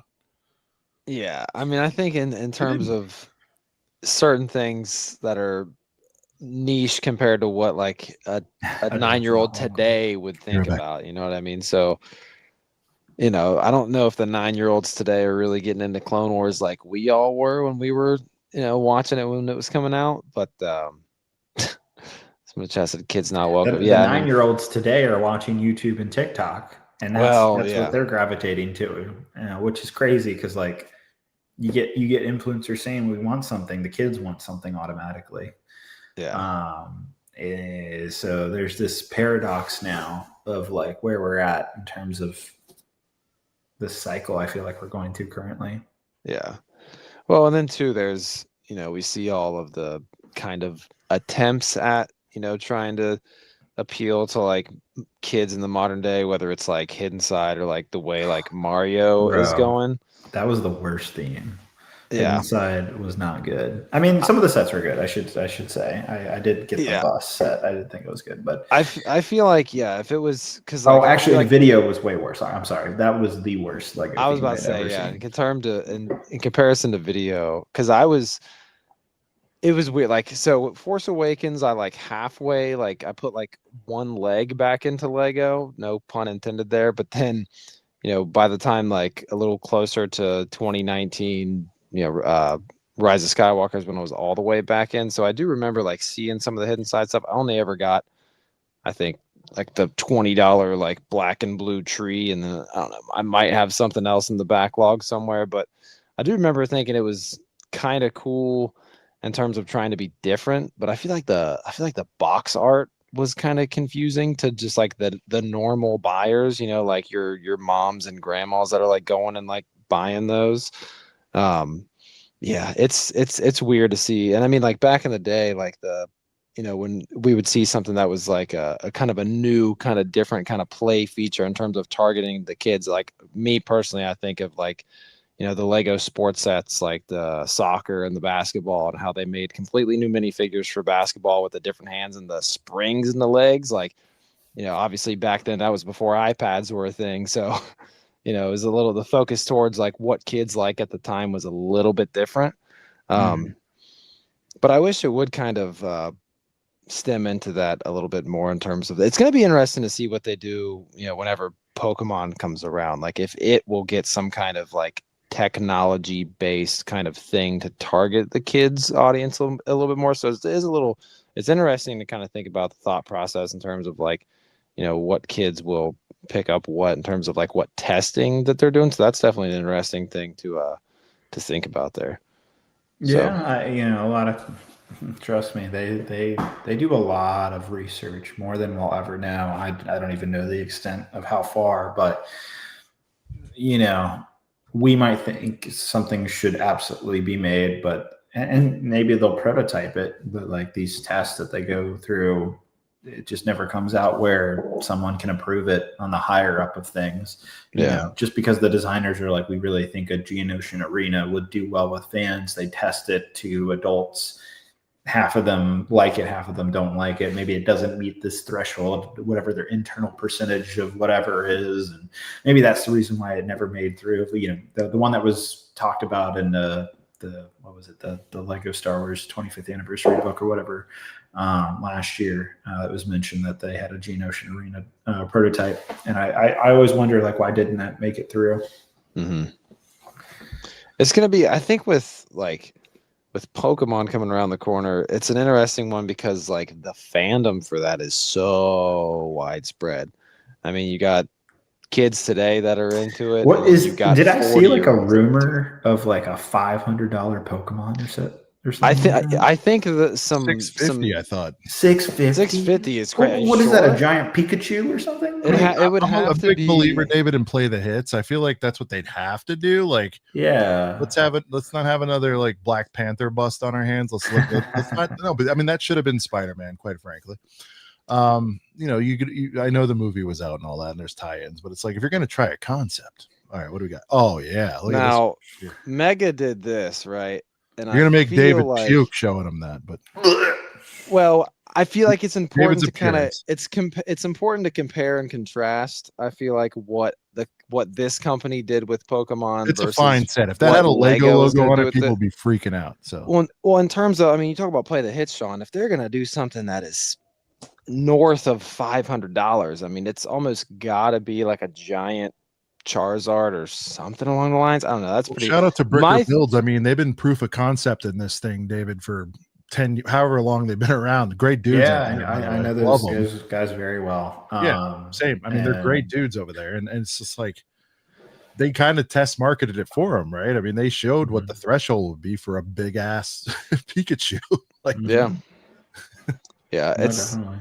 well, when I think too, like in terms of like when they, I don't know what it was called, like some kind of, it was something that Lego put out there, like a press release thing. I don't know the exact terminology, but they said something about pushing the boundaries of like play or something in terms of like pushing the boundaries of play or something. And when I think about that, I mean, it's kind of vague, but like when I think about that, like the main kind of driving force behind Pokemon is the TCG, is the card game. So I'm curious to see what they'll be. By the way, Brent, real quick, Jean says she can fit inside the Death Star box. I wouldn't be surprised. I And mean, why there isn't a Jean video is of very this? small. No, I know. She was much smaller than I was expecting when I saw her in person for the first time. I'm trying to imagine it. It's not that big of a box, but though. physically, she's saying that she could fit in there. That's I want to see a selfie, Jean. I need to see this in action. Yeah, Jean, you could fit, dude. Jean, this is a video. I'm just Make it saying. your next short. Yeah, Make it your next short. I mean, it's pardon the is pun. it okay? So I gotta speaking of the size of the box, and I saw David, you would probably know. I hate that I tested it. Hey man, I'll tell you what though, that set does look more dust without figs. I did see it being built in the store. I'm like, oh, this needs figs. I'm sorry. What were you saying? Is the box the same size as like the UCS Falcon box and the AT-AT box? Is it? I know it's the same size as the Venator box. I remember that. Okay. I don't know if it's the same exact, because apparently I tested it. One of my, yeah, I know. I was laughing at that. Proof. Apparently, the Titanic box is still bigger, only by a little bit. Oh, okay. I still want the Titanic. The difference is the Death Star box. When the brown box, they'll ship it in. Yeah. Newer big sets like that, they'll have those cardboard sleeves that you pull out. Titanic box does not have those. It's just the brown box. And then the Death Star is in the same exact brown box, but it has those sleeves. And so that's the difference, is that little bit on each side. Nice. Yeah. It's a little taller than it is wide, I guess. Almost like because I feel like the Hulkbuster and the Black Panther bust were like taller than they were wide. Yeah. That was the summer of doom, by the way. What was that? 21, 22, where they did 22. Yeah. Those sets did come out very close Black to Panther, each other. and then the $500 Hogwarts, and I was like, oh my god, we're in for it now. Hey, now the $500 Hogwarts is cool. Don't throw any shade at that one. Yeah. Okay. What do you guys think about if I bought obviously I have a Death Star, but I'll buy another one, or buy my first one, I guess. Buy another. I keep saying buy another because I haven't bought the first one. Easy for you to say because you get everything free. Oh yeah. Hey, David, what if I go buy one? Finish this again, and people are going to be like, "Oh, you're the defender." What? I don't care. Okay, I tell it like it is. Will you explain to people though, $1,000, that video you made, from the time, energy, and effort of that, even if you made, like, if you had, I'm not asking you to break it down at an hourly wage, but would you explain to people that, like, the amount of time that you've put into that Death Star? It took 60 hours to put that review together. Okay, everybody at home, take a calculator out and divide that by 1,000 and say that's a free set for David. Yeah, that's my point, dude. These people are putting like tons of hours into it.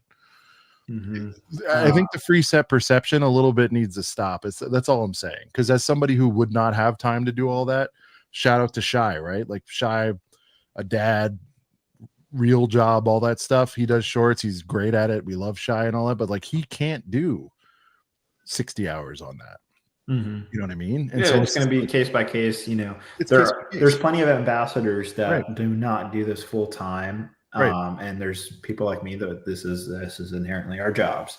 And so there's only so much time we can put in these things, but like I knew like the Death Star I was planning for all year. Like I made sure I wasn't on vacation end of August, beginning of September. Like I knew this was coming, and had to prepare accordingly. The whole designer interview thing was a last minute thing. They emailed me. Funny enough, they emailed me asking if I wanted to come out to Billin a week prior to the Republic Juggernaut review. Did you see this? Released. Do you see this question? Oh, Who sold the Death Star? I don't know, but that is a land box because of the not for sale sticker. That is true. All right. I'm not going to name names because I legitimately don't know who. I think whoever's box that was, they literally threw it out and someone found it in the garbage, or maybe it wasn't properly disposed of. Maybe it was like, you know, on the, you know, how you can go to recycling centers and you just kind of put the boxes, you know, stack them up if they're already. Yeah, I'm always doing like maybe smashers like though. I'm just saying. I'll give the person a benefit of the doubt, but I do think it's a little silly that you got rid of the box that soon before the embargo even hit and stuff like that. Like that is a big question mark to me. I wonder about that box a lot and what the story behind that is, but I don't know. All right, tell your villain story. I'm sorry, but that was a good question. Like, who did the box thing? Because it was land for sure. Oh yeah, no, it was a land box. But what was I saying? Shoot. Sorry, you were saying you were going to buy a second. Oh yeah, well that too. Hold on, the Billin thing. The Death Star designer interview going out to Billin.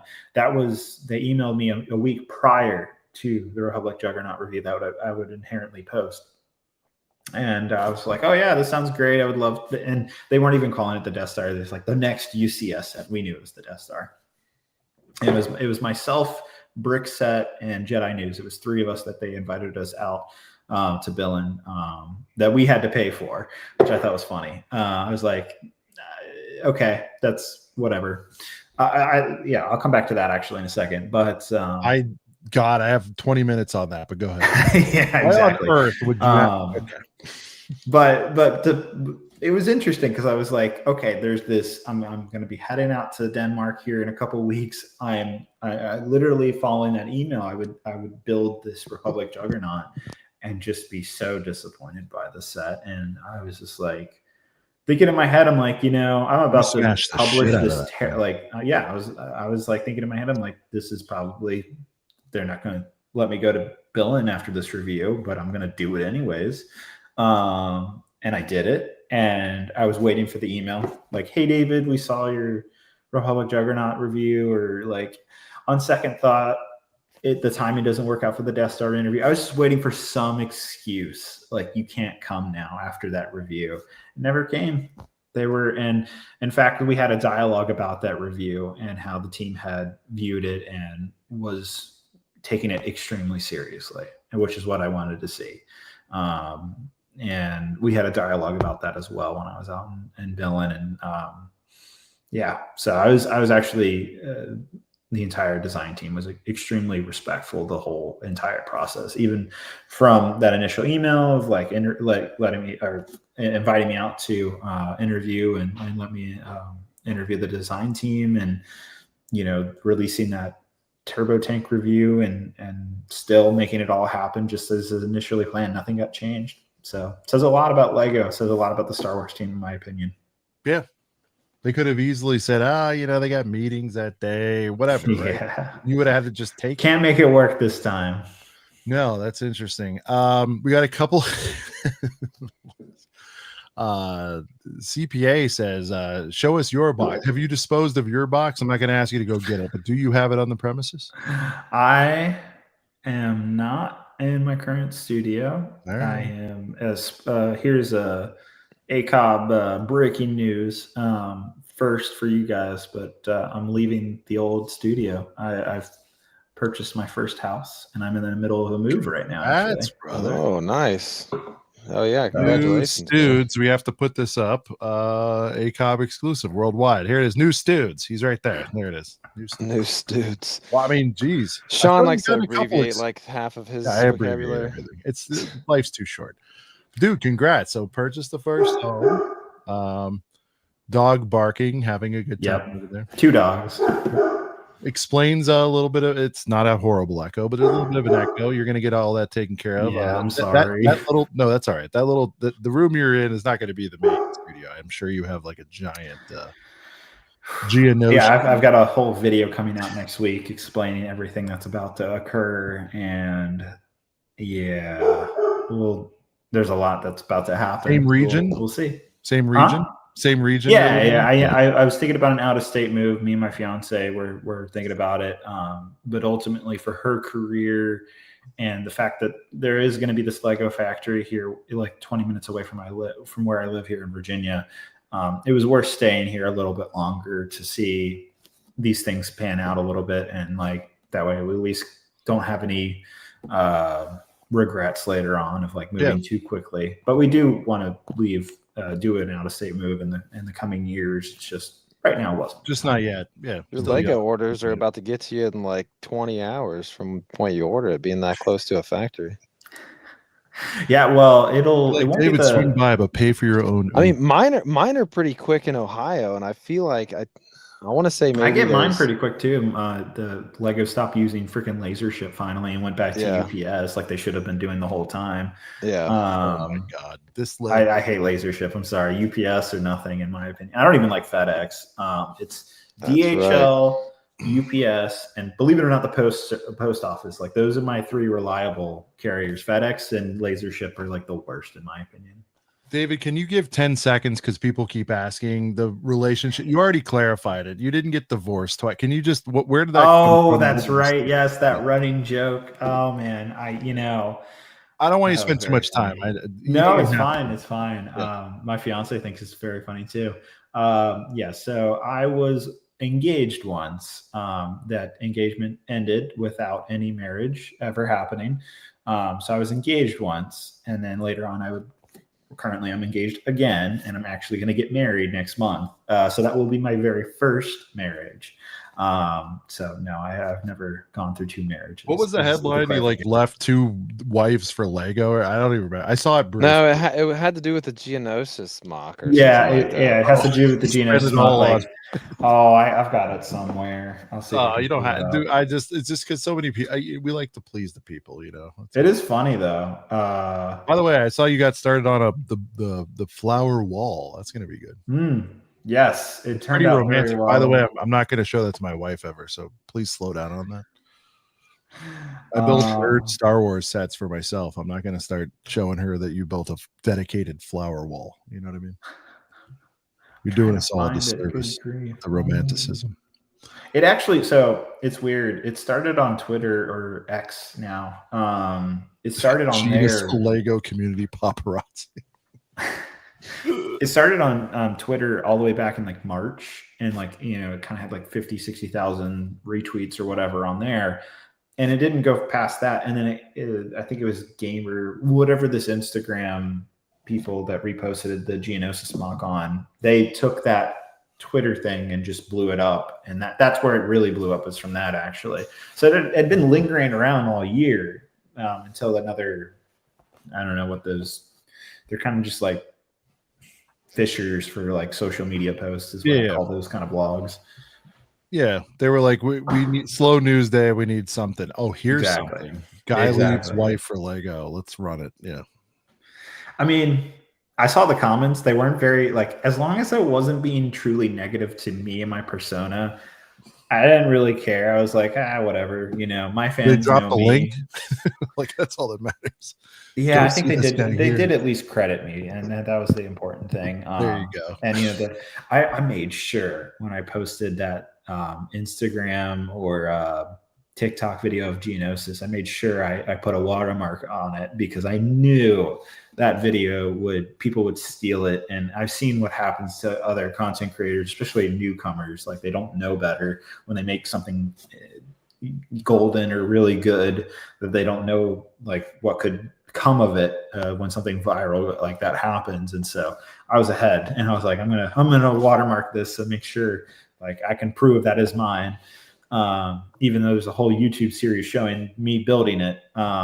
So yeah. Is that still to this day, dude, like what you're absolutely most passionate about, and you just don't have enough time, and you probably wish you did? I'm putting words in your mouth again, but like seeing you like fawn over these creations and everybody else, so like I feel like that's, if you didn't have to do anything else, you just sit there and just like build these crazy ass mods. Yeah.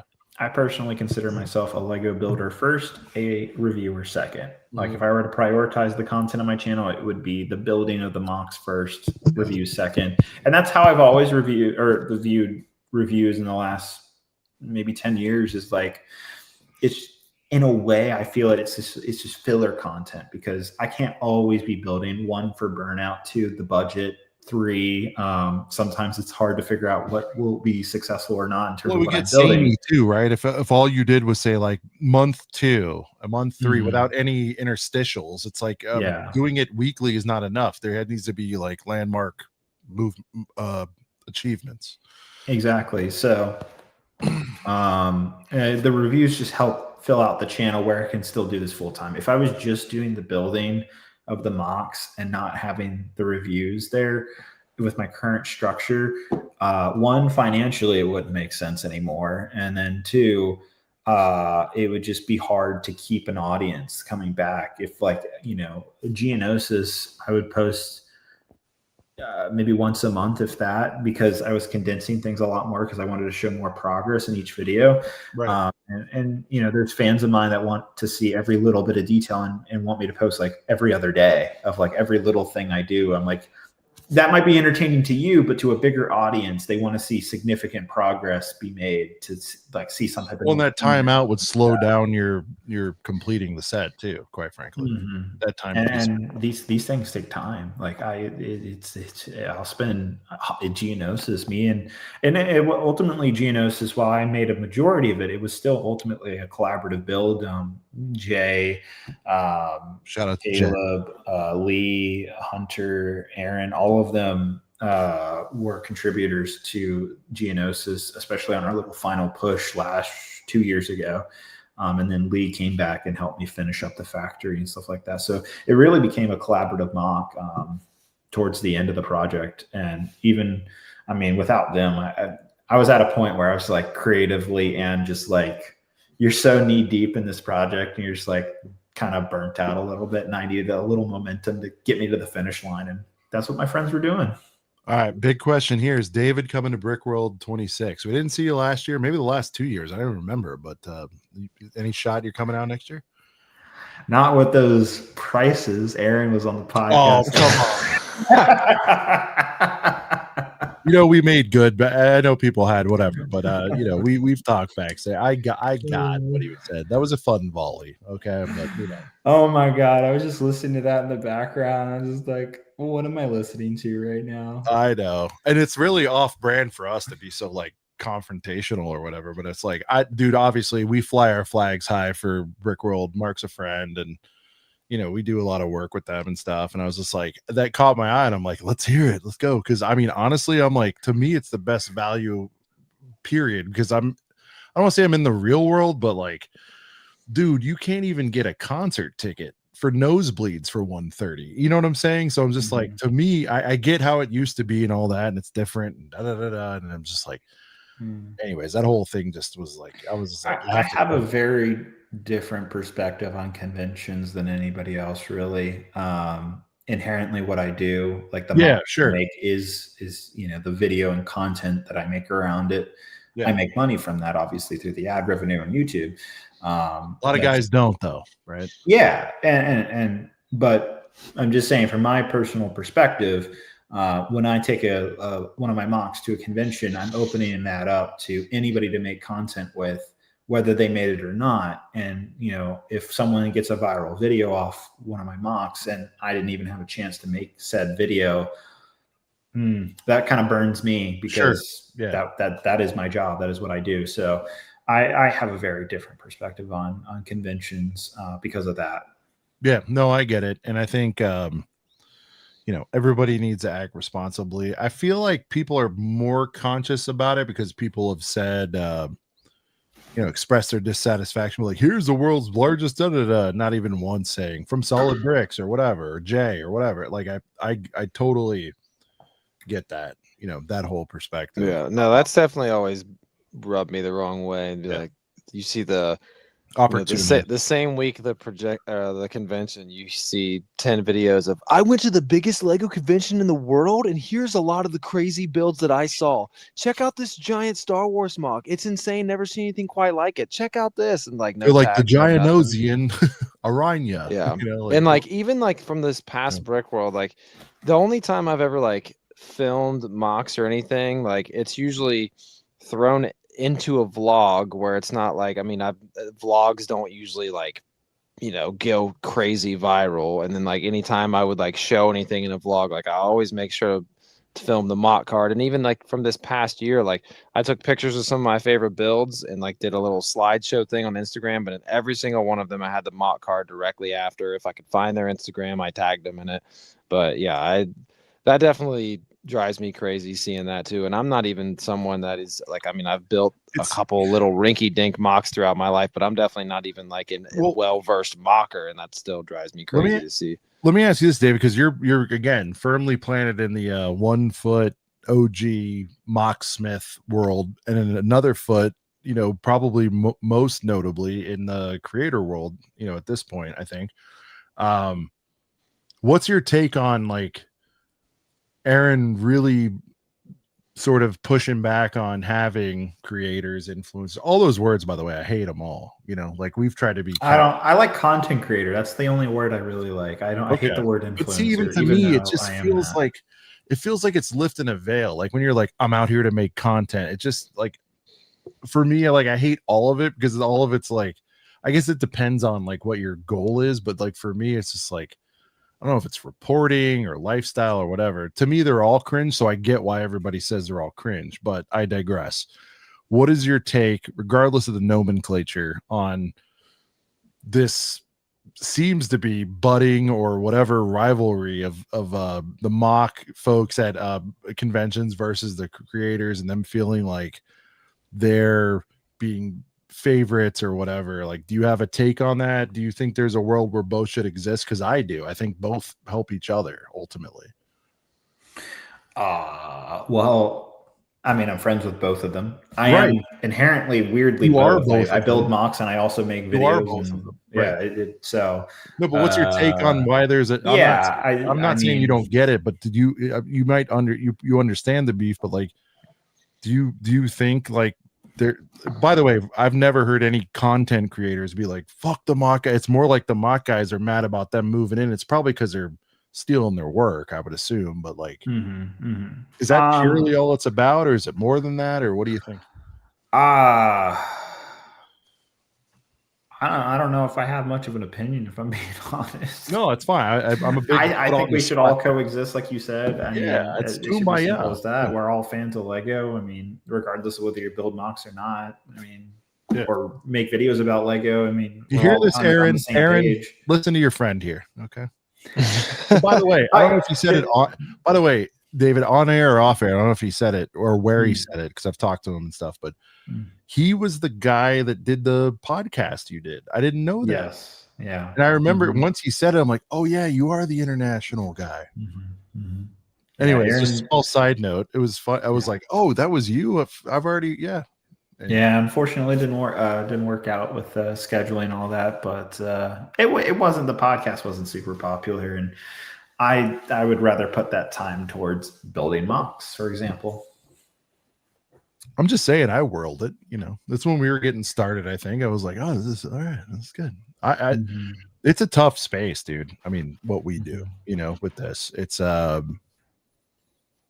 it's just not ultra mainstream, but I feel like, you know, I don't know, it's a niche. I think the important thing is, are you having fun doing this podcast? Look at me, dude, smiling ear to ear. I'm having a good time. Both of you. I mean, are you having fun right now? Yeah. I mean, dude, like, this is our 4th year, dude. Well, anytime it's like a milestone that we're hitting, or anytime we have a guest on like yourself that we never have had on, but like we've wanted to have on for a while, like I always trace it back to 4 years ago, the first episode, you know, being like, anytime we'd get any kind of guest, it'd be a big deal. Hold on, any comment, or even more than like 5 or 10 a viewer. Even just viewers, or more than 5-10 people in the stream and everything like that. So I mean, that weren't relatives, you know. that I mean, I always trace it back to where we started and where we are now, and like that's definitely what always, like, you know, makes me happy to think about, like, going from 50 subs a couple episodes in, or 10 episodes in, or whatever, to where we are now. So I mean, that's, if you would have told me, you know, 3.5 years ago when we were just getting started, we'd have this guest, this guest, this guest, and do the custom sets that we've done and merch here and jumping on stage with the fold and all the fun stuff we've done resulting from just doing this silly stream. I wouldn't have even believed you. So I mean, yeah, I mean every single week, you never, and that's another thing too. Like we don't live is the best, dude. Yeah, we don't necessarily always plan things. So I mean, sometimes there's even guests that will pop in that we don't even plan for them to pop in, and so yeah, we keep it unpredictable. It's never always too planned. So well, yeah, I mean, dude, David being here, perfect example. Aaron pops off a video. I bring him on. He's friends with David. He's back in the chat. I need to get on there, and I'm like, boom, 0. All right, now that we've talked about it, let's do it. And that is what live brings you. It's people don't think it happens that way, right? But I mean, it's like that's the cool part about live. And yeah, man, people, I mean, good friends, especially all of them, David. They've all said, dude, like if you really were interested in growing, like do commentaries, do reviews, do all this stuff. And it's like I am the type where if I write something, I get bored before I do it and I start questioning and all that. Whereas live, I might say stupid shit. I do it every week, but it's like at least I'm not going to be bored by it because it's like, well, even I remember one of the designers when I was just having lunch with one of the Lego Star Wars designers while I was visiting a couple weeks ago, and he was like, "Man, it must be so hard, all the script writing and stuff you have to do for your YouTube videos." I looked at him like, I don't write anything. He's like, nothing. I was like, I might have like a rough outline for an occasional review, but like everything that I say is just what comes to mind. It's just riffing.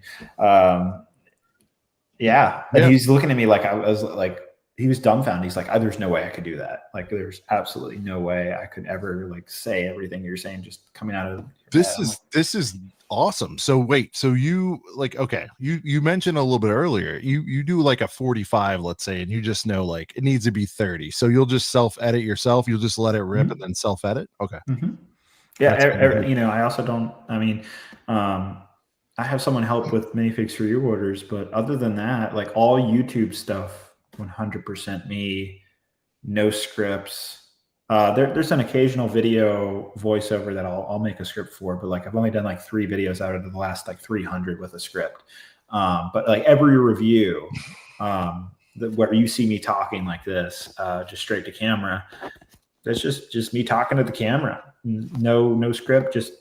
You're saying no one told you saying what I'm thinking. Box? No one said slam the box. That was all you. That's all me. I mean, inherently, I'm thinking like, what is entertaining? What's going to be interesting to make this a little bit different? Yeah. Coop with a great question. Does he have an opinion on the products that Minifigs for You produces? There's going to be some of that stuff in there. Are you still working with them? Is that still yours? What's going on with that? People are wondering. Yeah. So, I mean, that is inherently a business I'm a part of, but the key thing is that they're different brands. And that's why I kind of get away with it, is that solid Brix Studios is the ambassador, not that. Why doesn't Lego deeply care? Separating yourself, pretend you had no skin in the game there. It is wild though that so many customs companies are allowed to survive and thrive, right? We know if I'm actually really surprised that like some of them are still going, like Citizen Brick, Clammy Customs, Eclipse Graphics, GCC, all the others. Yeah, GCC. What does it shock you? Is like how tight they are and how controlling they love to control the narrative, all that stuff. Like, is it just because it's like they'd have to spend $100K in lawyer fees for each one of them or whatever? I think they've just come around to accepting the custom community as just enhancing the product, because that's inherently what we're doing. We're buying Lego minifig torsos or Lego pieces and Brickmania. They our own came around, right, and said we're cool with Brickmania and all that. Yeah, so they just see it as another driving factor for the community, and I think someone, I imagine, did a case study, I imagine, assuming like, what if we go after all these companies? Like, what is the fan reaction going to be if we go after and destroy these companies, get rid of them? Making figs will never don't make. allow it. What would be the consequence with the fan reaction? I think they probably weighed that and saw that it was better to just leave it be than go after them. Wow. Because there would be a huge issue if they did that. The pushback, yeah. Mm-hmm. Like even you, Venator pops to mind. Like they didn't do stickers. You expressed your dissatisfaction, way back when. And you're like, here I've made, a little pack of what should have been stickered for you guys, it's like, no, I'm kind of riding the line. That's love of the game, because I know you're not. You didn't buy your house, David. I'm putting words in your mouth again. I'm sorry, but you didn't buy your house off of providing that service to put the stickers on these parts. It should have been, right? Exactly. It was like out of the love of the game. Mm-hmm. Mm-hmm. Maybe made a few bucks, but it wasn't like a life changer. Yeah, I mean, inherently though, believe it or not, my merchandise is just as important as the videos that I make on YouTube. Like they go hand in hand with each other. If one's lower than the other, it's an imbalance. Yeah. Why do you think most? I feel like when I say merchandise, that includes whatnot and stuff like that too. Yeah, for sure. That's been huge for a lot of you guys. Why do you think most can't get merchandise out or get it right in this space?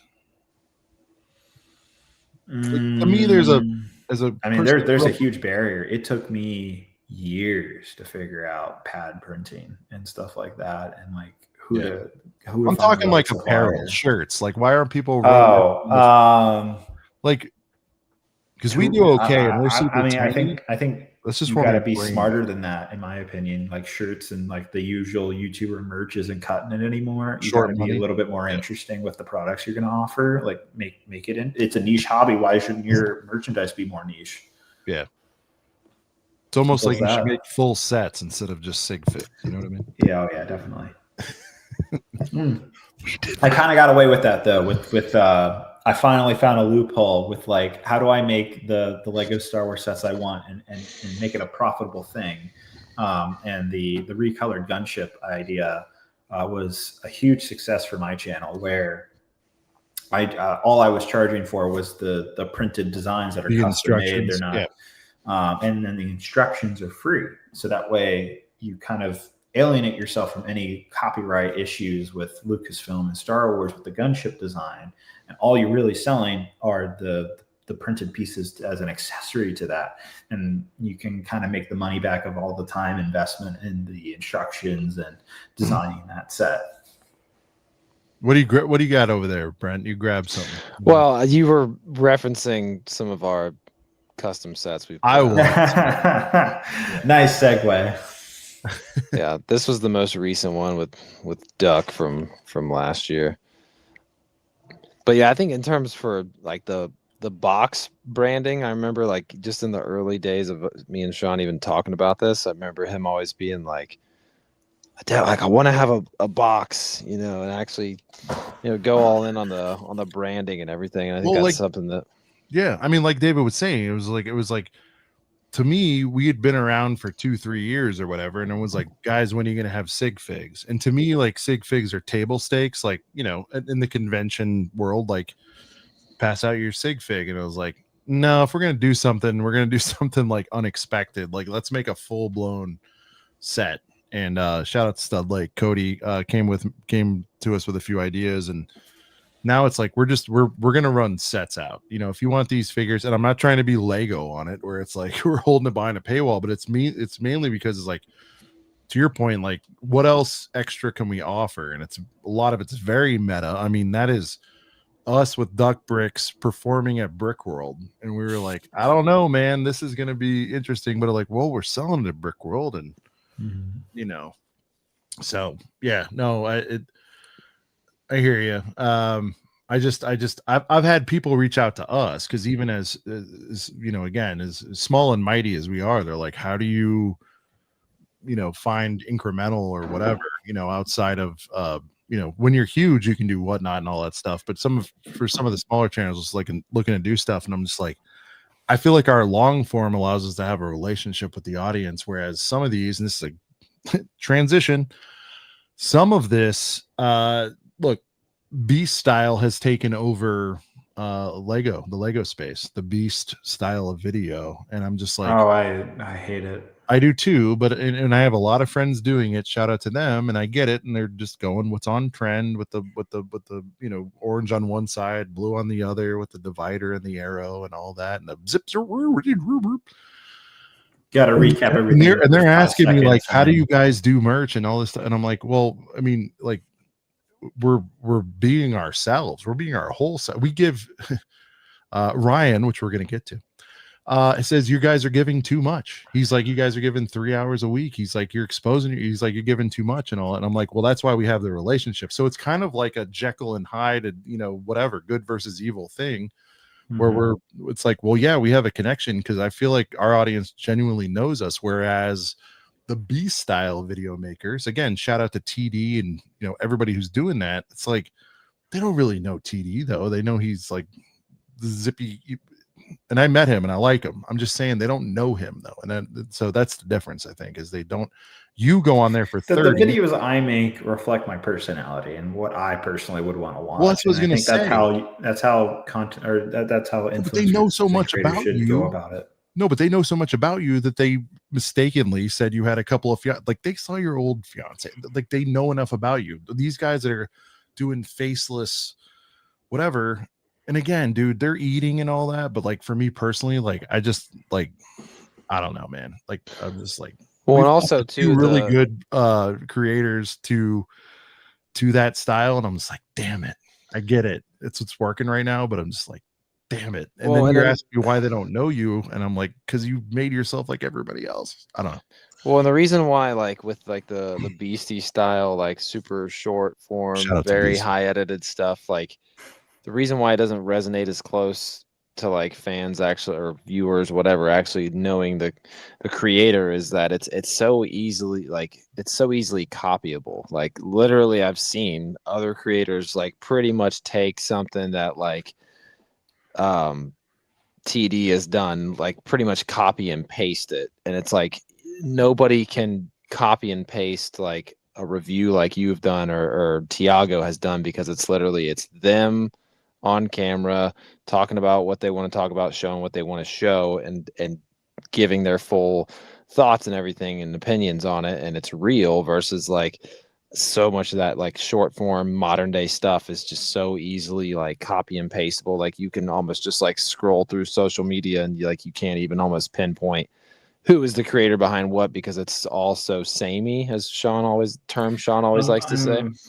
I'm also really worried, and this is kind of going down a rabbit hole, but like I do wonder with AI, there's like rumors, and it's not even rumors, like there's AI video now that's convincing, and it's just like, is it going to be a fake person reviewing a Lego set in the coming years? Like someone you don't, doesn't even exist? I don't think they can. Not soonish. I don't know. It's rapidly happening, and it's scaring me a little bit. Dude, honestly, I think like clipping together a bunch of fake images and all that's going to be short term, but like having we'll call it pedigree, where some of we could go back to OGs that like actually understand the game. Like there's no computer that's going to be able to explain, not again in 5 or 10 years. I think we'll unfortunately get there. Short term, I don't think anyone's going to be able to do a competent Jang, you, Ryan, whoever the fuck, in-depth, passionate, cares about it thing for anytime soon. I do think the Beast style though. That I agree, but so inherently I have my subscriber basis, and they'll always come back. I have my fan base, and they're amazing. I love them to death.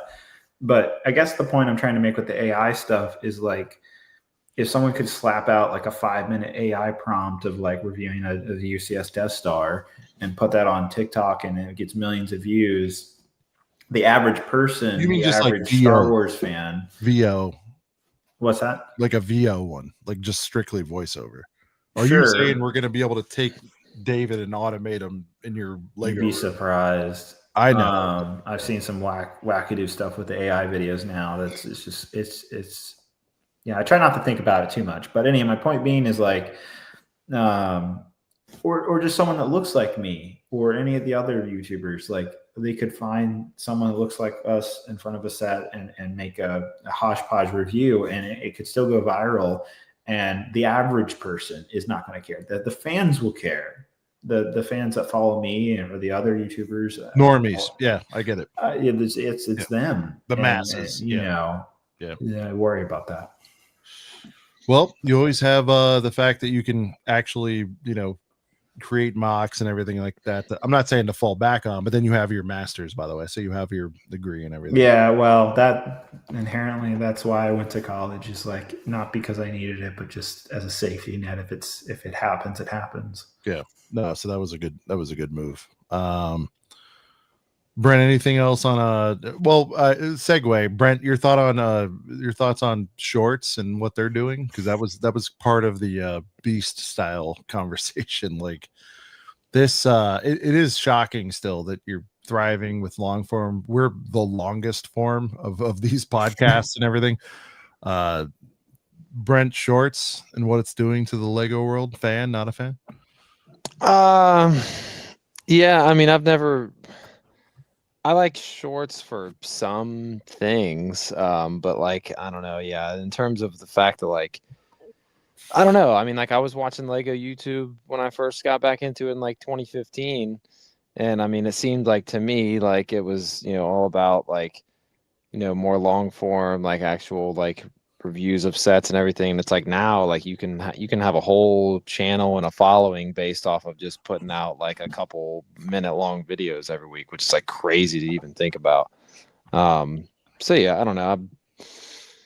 I guess I'm old school because I'm 30 years old and I still just watch full YouTube videos. I let me cut in here for a second. Yeah, no, go ahead. So I was a TA during my master's program, a teacher assistant for an undergrad communications class, and we had lots of great discussions. It was fascinating to see what Gen Z, like 18-year-olds today. I'm 28, so it's interesting to see what 10 years of differences between Gen Z, and I'm on the cusp between Gen Z and millennial. But just hearing perspectives of like how they view TikTok and shorts versus YouTube versus traditional media, fascinating conversations. It was a lecture class of 100 students, and this was not on Zoom. This was in a real classroom, and it was fascinating to have these conversations with the students. The professor and I would banter back and forth with the students about these social media platforms, and ultimately, from everything I gauged from that room, from 100 students of 18-year-olds, is that there is a pushback to the doom scrolling, to the monotonous amount of social media content that we're ingesting. That like there is such a thing as too much, and it was reassurance that like they valued a good quality YouTube video over like a billion, like 10 or 100 short form videos. So it was reassuring to hear a younger generation say that, at least to me personally. And at the time, they didn't know I was a YouTuber. Later on during the semester of that class, the professor actually handed me over the entire class, and I would present my whole thing about YouTube. And then at the end, I would like reveal like, oh, I'm also a YouTuber, which always was like a fun little pull off the curtain or cape or whatever. Yeah, really. It's like little do they know. Yeah. So that was pretty cool. But when I did that, when I specifically talked about how, I'm a YouTube creator, but I don't make TikTok videos really often at all. The reason being is like, that's just what I'm familiar with. It's what I personally like. Yeah. It's important to adapt and change, of course. But as long as it's still standing strong, which it is, then I don't feel the need at the moment to pursue it. Anyhow, the point I tried to make about vertical or short form videos versus traditional YouTube videos, horizontal videos, is like you could look at it as watching a movie versus watching TV. There's just different tastes. Sometimes you're in the mood for a TV show, sometimes you're in the mood for a movie. It's the same way I see TikTok versus YouTube. Yeah. I've never been like the biggest, I don't know, TikTok like the only reason why I even ever watch any short form stuff is just because I pretty much watch everything on either Instagram or YouTube. Like I don't I don't really get on Twitter ever. I don't ever really get on TikTok or anything like that. So honestly, the only reason why I spend a lot of time on YouTube, and that's really the only reason why I will ever get into a little bit of a doom scroll is just because I'll pull up YouTube and just whatever's on my feed. If it's something new posted by someone I know, I'll click on a short and I might scroll for a second, and then I'll remember, oh yeah, I got to go check out, this other actual long-term video that I had my eyes on or whatever. So yeah, that's really the, and sometimes you open the YouTube app and it pops you right into a short, and I got to be like, that's not what I came here for, and I got to backtrack to the regular videos. It is funny that TikTok took off the way it did, but I remember Vine, which was the predecessor to TikTok. Vine was cool, man. Vine was cool, and Vine I loved it, cool. and it died very quickly, but it was awesome. Died on the vine, so to speak. No, they were ahead of their time, like most. They were ahead of the time. It was wild looking back at it. Dude, there's so many people that are replaying stuff from back then and use them as shorts. It's crazy. Dude, Vine is cool.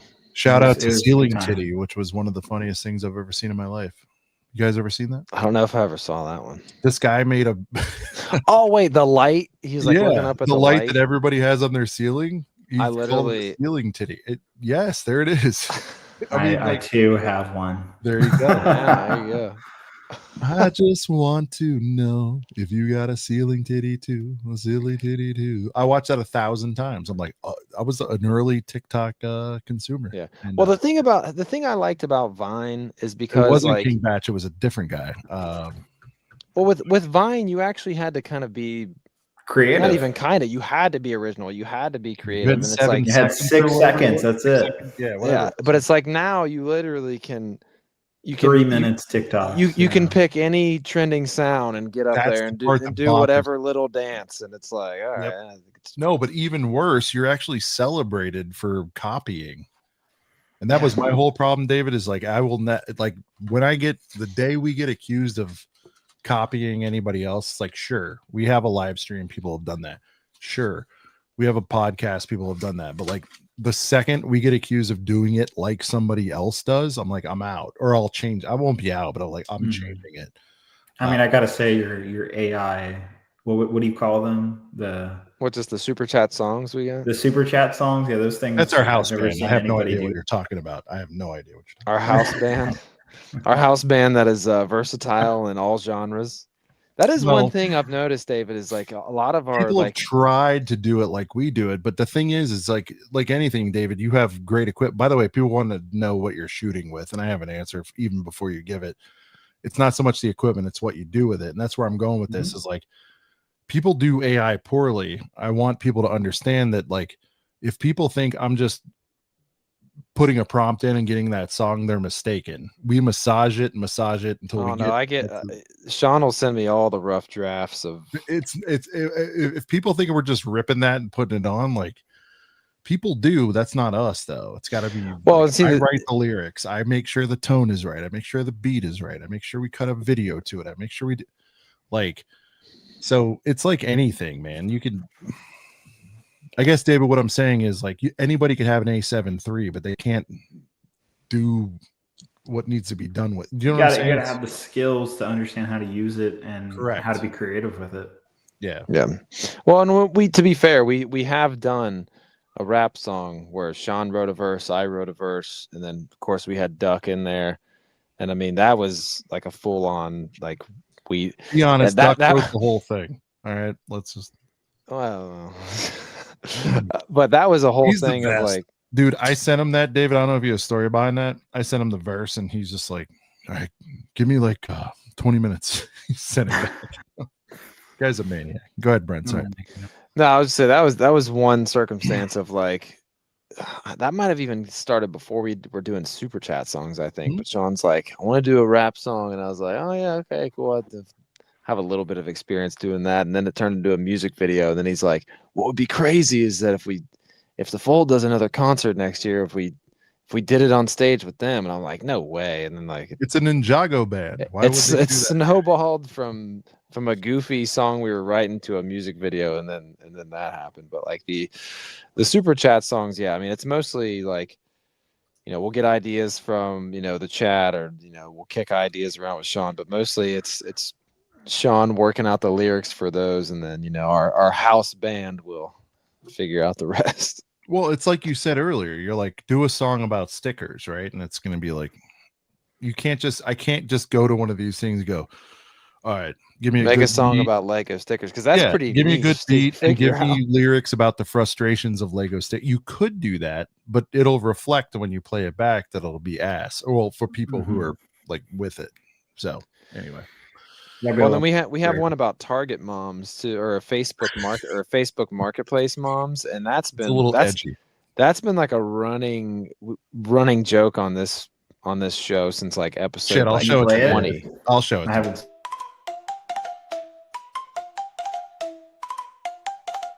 Yeah, she was just a mom, cleaning out a room. She found some dusty boxes, she knew just what to do. Puts makeup on her face and lists it all on Marketplace. My son will never mind, it'll all go to waste. I bought your collection, had a place. Fashion didn't use protection. Took your sets, made her sweat. Cloud City, Boba Fett. Marketplace moms, go.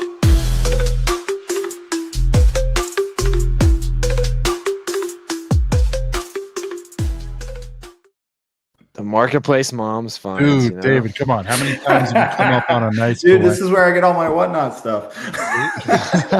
I'm exposing trade secrets, but it's like, again, when someone's like, oh, you're just using AI, and I'm like, no, that's been in my head for like 2 years, man. So somebody do a better version. I'm sure they could, but Dude, whatever. there was a mom that looked like just like one of those pictures Of that course I bought, that's what I was looking for. And no, but like I met like her literally at CVS. She was in like a Suburban. Yeah. And she just pulls out the like I was just like, let's go. Yeah. Well, we used to have a kind of one of our like the third member of our podcast or whatever. Shout out to Matt, our buddy Max. He tuned in a little bit a couple weeks ago, but he lives out in California still, but he'd be like, yeah, man, I just got the what was it what modular, the theater, I forget like the set name, but like the modular of like the movie theater. He's like, yeah, man, he's like, got it from some Marketplace mom Palace for like Cinema, I think thank you Palace Cinema. Goated set. He's like, yeah, I got it from some Facebook mom, like 95% complete for like $100. I'm like, dude, how are you doing this? And it's like, you gotta stay on it, man. Check Facebook Marketplace every day, and you never know what mom is selling their kids Lego next. I found some pretty cool stuff. I feel like Facebook's been like, there's a lot of people like now like just lurking way more than there was. Dude, yeah. I mean, those are few and far between. Now everyone's like, I know what I got. It's $240 for this set. Currently $160 on Amazon. You know what I mean? It's like the game has changed, but like all good things. Actually, out by you, there's a BAM, David, and you went the day before I did. I think it was like last year. You know what I'm talking about? There's a BAM out by you. Was it in South Carolina? No, Virginia, out by you. The new South Side location. I wasn't because Emily was going to that opening. Is that what it was? Emmasaurus, she went. No, but I mean, not for like an appearance, but I thought you just went by to go by. I don't know. Someone said like, oh yeah, he was just here. Maybe I got the story mixed up. I'm not sure. But someone said I missed you by a day. I don't know. Anyway, just where do you live? I'm in North Carolina, but I was up in Virginia. I was up in Virginia for work. Okay, where in North Carolina was it? Asheville. Oh, okay. Wait. Okay, yeah. I was up in your area for work last summer. Maybe it was a lower manager that said that. I don't know. Are you sure it was Bricks and Minifigs? For sure, yeah. Huh. Big one of the bigger ones. It's up by you. Like you go in, it's full left to right. It was one of the biggest BAMs I've been in. I'm assuming you've been in a ton of them too. Okay, maybe that was true then. I don't know. I don't go to too many Bricks and Mini. Like I'm friends with my local Bricks and Minifigs. They're great people. But I rarely visit them when I'm out of town or anything like that. Yeah, that's the first thing I'm looking for. I'm like, I want to go see. I like the discovery. See if I can catch them slipping. All right. Let's see. Any other things on the list?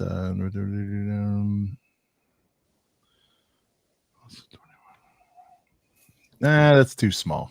All right. Let's see. We will go towards all right, elephant in the room. Let's talk about it. Let's get into it if you want to. Bye, Kennedy. True Squadrons in the chat. Just want to Shout say out to goodnight. True Squadron. Oh, dude, Squadron's a goat. He's the Goat. best. To come back to your thing, before I forgot, I totally forgot this. You were asking about Brickworld being like the best convention. I disagree now. I'm a Brick Fair diehard. That's my hometown or my home state convention. It's one of the biggest that is the biggest on the East Coast. Or is it Atlanta BrickCon now? Because I'm kind of convinced that's the best convention. Yeah. I plan to go in February, so we'll see. I will be going, and Right. Well, I'll see you there then. I know the owner very well. Nick's an awesome guy. He used to be a vendor, selling Lego sets at conventions, and then he turned into just doing conventions himself. And so he has this like history of like understanding how AFOL, like he knows everybody like very well, and like it's just that understanding is so nice. The authenticity and everything. He didn't come in here to make like a billion amount of money. Like he was a Lego fan, and then he had the vending stuff, and then went on to making it. Anyhow, and he appreciates everyone, not just the mock makers, not just the vendors, not just the fans in general. He appreciates everybody. Like I don't feel like he ever cuts corners in any regard.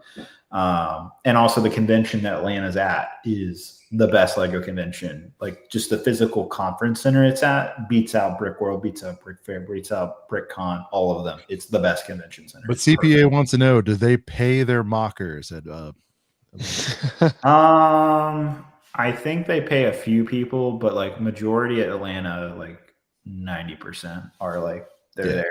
Like, and their display costs, their exhibitor fee is like $30-$40. So it's a lot less. Yeah. Significantly less. Yeah. And I feel like I'd have just as much fun there as I did at Brickworld or Brick Fair, if not more fun. Well, we're going to check it out. For me, Brickworld is transcended, I think, the average, transaction for people as far as like the feel and the hang that I get to have there. So like, I think you'll get that at Atlanta. We'll give it a whirl. We will give it a whirl. It's 3 hours for me. It's right around my birthday. I'm already pre-planning to say, hey, when's your birthday? January. So it's late January. So the show's early Feb, like, hey, for this year, I want to go to Atlanta BrickCon, and I'd like to take my birthday money there and, find a little something, And what makes the convention even better is literally across the street is a Lego store, like not even 2 minutes away. I like it. I like to hear that. Yeah. No, but I feel like Schaumburg's got some of this stuff, but I get it. The one you saw me there, I think it was Brickworld 23. That was the first time I ever went to one. Haven't been. Was that it? When I talked to you at the table, that was the one. Yeah, that was the one. I had a great time. If I'm being honest, I had a great time. Especially during the go check out Atlanta. It's going to be fun. The Adult Swim period was pretty great too, especially with the New Hiroshima guys. Like, oh my god, I think they had a keg that year, and we were just drinking beers and just having a great time. And it's David drinks beers. He should be one of the boys. Oh, I'm a big beer drinker, dude. Brett, he should be not an alcoholic. I have a rule. I only ever drink socially, meaning there has to be someone next to me to pull out and drink. So wait, you said you only drink non-alcoholic or what? No. I only drink socially. Oh, as in like I will never for a week straight though. Would you do that? What's that? You drink for a week straight socially or no? Depends. I don't think I could do that. No. We got to get you back into Brickworld 26. We'll figure it out. All right. Look, elephant in the room, Ryan. Here's the deal. Triple Crossings Falcon Smash. Here's the deal. I think people know, we are tight with Ryan. He's been on the broadcast. I don't even know, dozens of times at this point. I think a lot of people want to know, like, is there, what's the current state? Is there a professional rivalry? I feel like you guys are roughly the same age. I'm going to leave it at this. My dream is for you two to get together and somehow squash, whatever it is going on. And I've told him this, I'm telling you this publicly. I think you guys are more alike than you realize. You're both hardcore fans of Lego. One's doing one thing, one's doing the other. Lego Star Wars in particular. Give us the whatever you want to say here on Ryan. Maybe you don't want to. I'm putting you on the spot, but I think we all just want to see you guys get along, man, and be buds, because I think you would be if you found some common. I mean, inherently we agree on things, and inherently we disagree on things. Fair. Yeah. I think we both can agree that our fan bases are shared between each other. His fan base is my fan base as much as the other. Yeah. That's obvious. And he knows that. I know that. Hence why we try not to be pretty public about our beef against each other. But he, you know, my blame is on him. He'll say it was on me that I started or whatever, but it all goes back to him having an issue with how I didn't disclose that a Lego set was sent by Lego. Yeah. He made a whole controversial video about it, calling myself out beyond the brick whiz. Yeah. That video got taken down. And before that video was posted, Ryan and I were friends. We were texting That's each what other. I want to hear about. We shared. We went to a Brick Fair convention where we were in the same Airbnb, hanging out like buddies. No like, way. just fine. Oh yeah. A lot of people don't know this. Like you had meals together, and yeah. He likes chicken nuggets and pizza. I'm not gonna go too deep on this, but I will say that like we were friends. We're no longer friends, but he burnt that bridge by posting that YouTube video. You know, he took it down. I think a lot of his newer fans didn't even know that video ever existed. Right. And you know, I think I remember him saying that was his most disliked video he ever had on his channel. But he's even after the feedback he got of like, why did you make this video? Like everybody was in agreement, like, this is a worthless topic. He still felt like I was in the wrong, and that like you have to abide by the rules and whatever his conscience was telling him. And even though everybody else was like, this is not a big deal, why are you creating beef out of nowhere? And so that's where it's led to. It's never been fully resolved. We had a couple of months after that, we had a conversation of just like agreeing to just not talk to each other basically and just leave it be. And that's where it's been ever since then for the last like 4 years. Is there would you be open to a reunion if it was amicable? Is it too far gone, or is there I'm putting you on the spot. I don't know. I mean, you didn't say no. Well, you kind of said, I don't know, but I've talked to him on the occasion, and he's talked to me on the occasion at like conventions. I know he's made it. I think he said like he doesn't go to conventions anymore. Like he didn't go to Brick Fair this year, even the prior Brick Fair. I don't think he even went to Brickworld this year. Is what he didn't go to Brickworld this year. Yeah. Yeah. So I think he's shout out to Whatnot, but yeah. I mean, that was the reason given. But. Anyhow, like in prior conventions, though, like we've talked very, very briefly. And there was at one point where I will be honest, I was drinking a little bit, and I was like, "What's up, Ryan? How are you?" And he's just like, "What's up, dude?" Didn't go further than that, but that's about it. That's all I can say. I just feel like probably both of you in your ways I know, have matured. To, like not really be all dramatic about this, but no, I know it's just the truth. That's just what it is. Well, I just, you know, and again, I this is not condescending in any way, and he will tell you, I've talked to him way more than you, obviously. You know, it's the first time we've had like a full length convo, and I'm just like, I want to figure this out, because I feel like I said, most people that have beefs are at odds or whatever are so alike, and I always say they're like one beer away, which he doesn't drink ever. But they're one whatever away. That's the difference between me and him. no, but that's what I'm saying. It's like there's that whole thin line between love and hate. That's what I think it is here. And I'm like, I wish so much for you guys to be able to hash it out or whatever. You know, like I really do.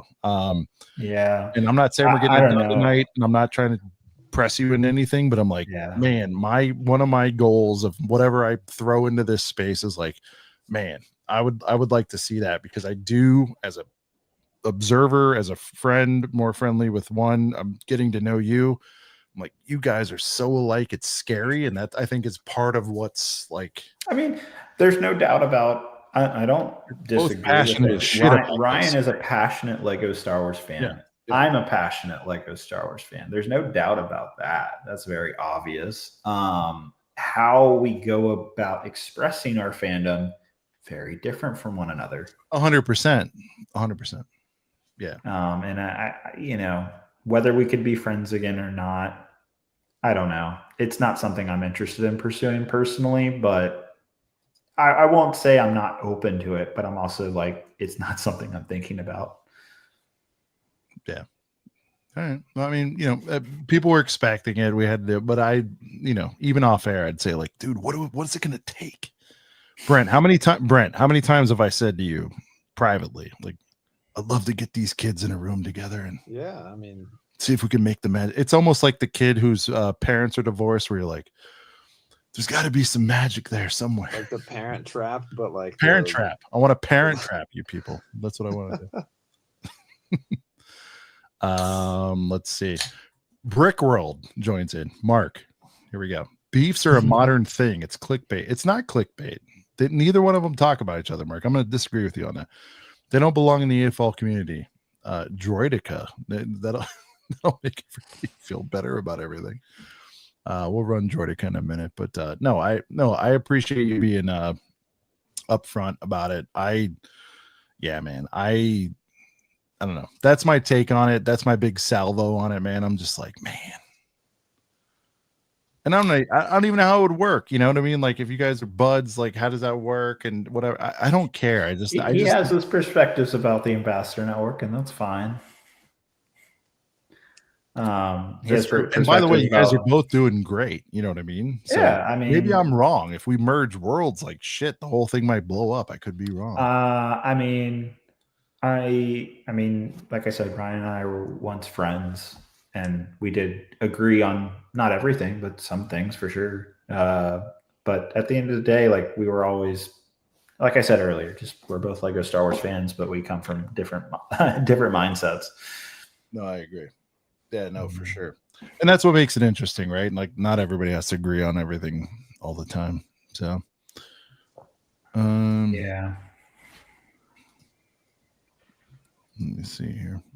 What do we have? All right. So we can close with this. Current state of Lego Star Wars, where you see it's headed. You don't have to give insider information, but like, I'm going to open with this just to give you like something to bite into. Obviously, it's not a narrative. It's what they've done.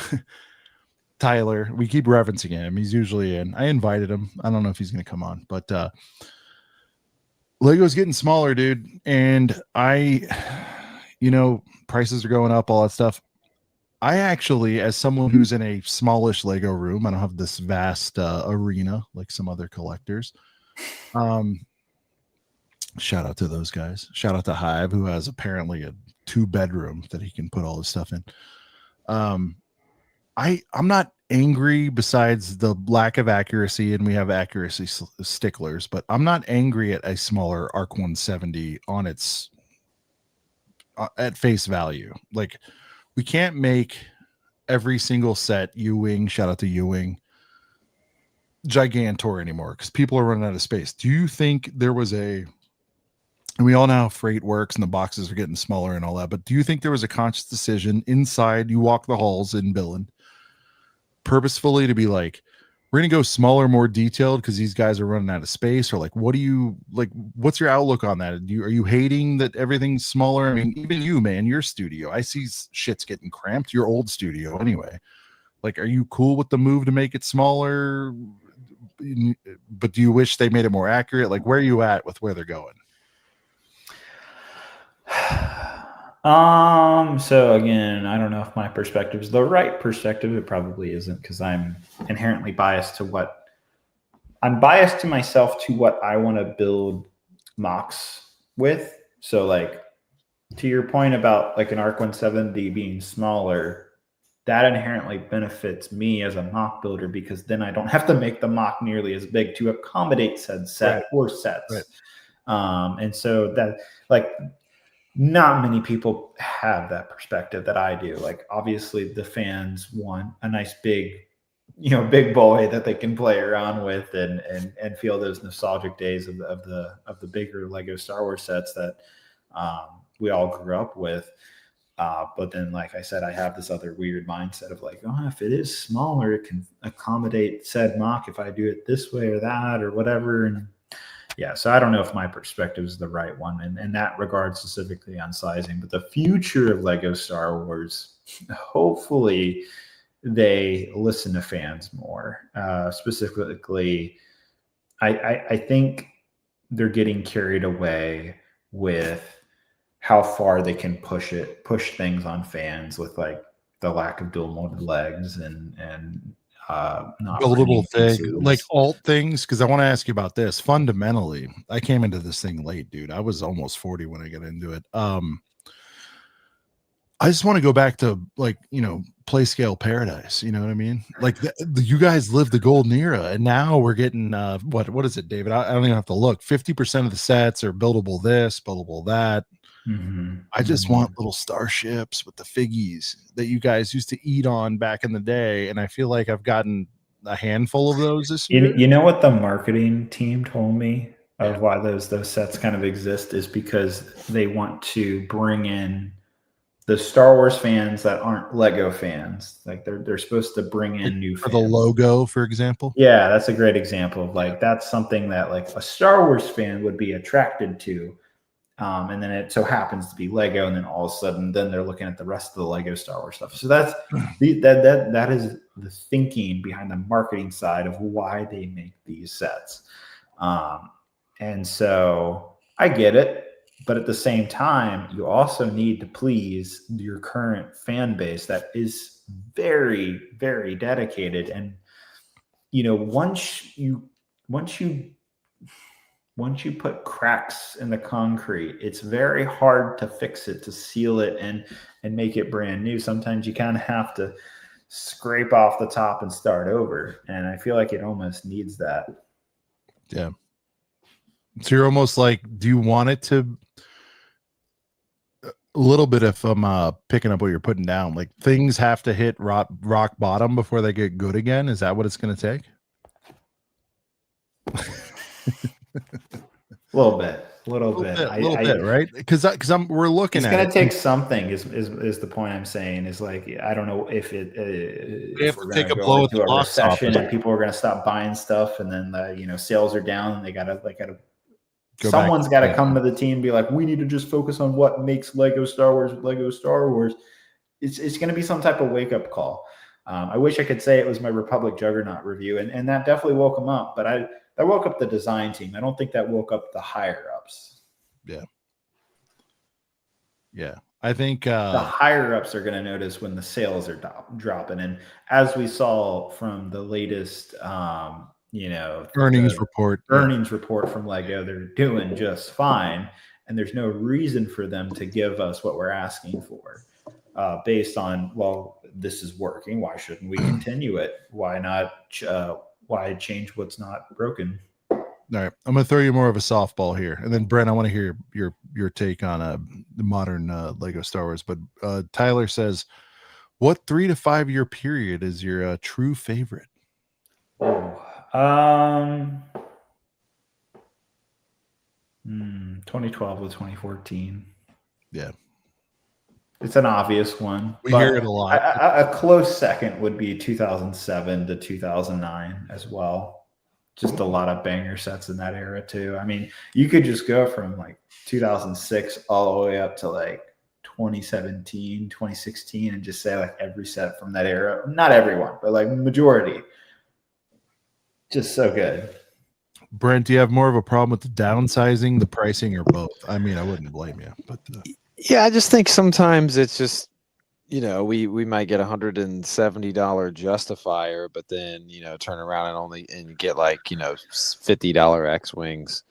So yeah, I just think. Well, then also too, I kind of wish that the figs got a little bit better attention to detail in terms of like dual mold legs and things like that. I really wish like we got 3-pack minifig blisters like very briefly, and it was like, here it is, and then it was gone. Like just little things like that I wish would stick around. Like I feel like they could have 3-pack blisters of clones and a 3-pack blister of stormtroopers just literally constantly It's always available. there, yeah. And it would always be something that would be selling. I feel like GWPs, I mean, we get great ones with like Baru, and then I really like what they did, this year with May the 4th with the clone cadets and everything. And, obviously, something with $1,000 Death Star, I feel like, it would really help push people over the edge if, it would be one of those all-time great GWPs. So,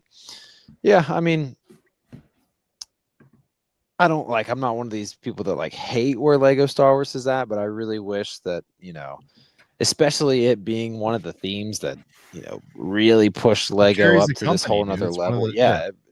You think about what happened back in, 1999 when they finally got Lego Star Wars, going and what impact it had. So yeah, I mean, there's definitely some thing. I feel like it's so close to being like, right back where it was kind of through the golden age, from like, your 2006, 2007, all the way up to, 2012. Like it's, we've all been through it. We've all seen what it could be. And, I kind of wish it would get back to that a little bit more, but yeah, don't really have too much else to add in that hasn't already been said. Yeah. Well, if anything, I think David, you've proved tonight, like you're on board. You're for the fans. You want what they, what the people want, because you're again half there, half wearing the, the LAN hat and all that stuff. And I mean, I feel like, I guess the biggest takeaway for me tonight is like, like you have to represent it fairly. You can't outright bury anything because it doesn't deserve burying. You have a business sense about you and you understand why they're doing it. But at the same time, there's that kid in you, for lack of a better term. It's like, man, I know how it was and I want it back, and it's got to be a tough spot to be in, dude. And, I think personally you're wearing it the best way you can. Anyone who says you don't outright shit on sets needs to really watch you like crumple the shit out of that. Like if anyone's ever doubting like, oh, the lands are all bought and paid for, and I'm just like, did you see him smash the shit out of that on video? Like you even said you were nervous. You were on a flight across the world, literally nervous about the reaction of what they would think about it. And it turns out they probably admittedly were like, he wasn't wrong. So I just hope one of the things I'm really tight with Shy. I talk to him all the time, and he's like, the one thing they really want is the honest feedback, and that is what LAN can provide. People throw around the word community and all that shit all the time, but they tell me true or not, right, David? Like they're like, please give us that feedback. Do you feel like it's being heard, or how far out are we from? Again, we're not going to get double the size ARC 170s. I think those days are gone, but like some of this stuff I'm hoping they'll listen to. Do you feel like we're close to that? Are you making headway on the feedback from your community, or no?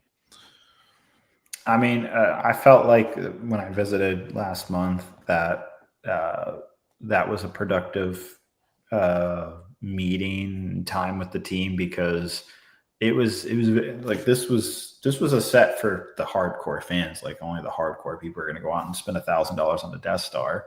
And so having those conversations about where the fandom's at right now and where it's going, it was reassuring somewhat to hear that they're really dialed into the fans. Like you'd be surprised at how much they pay attention to the stuff online.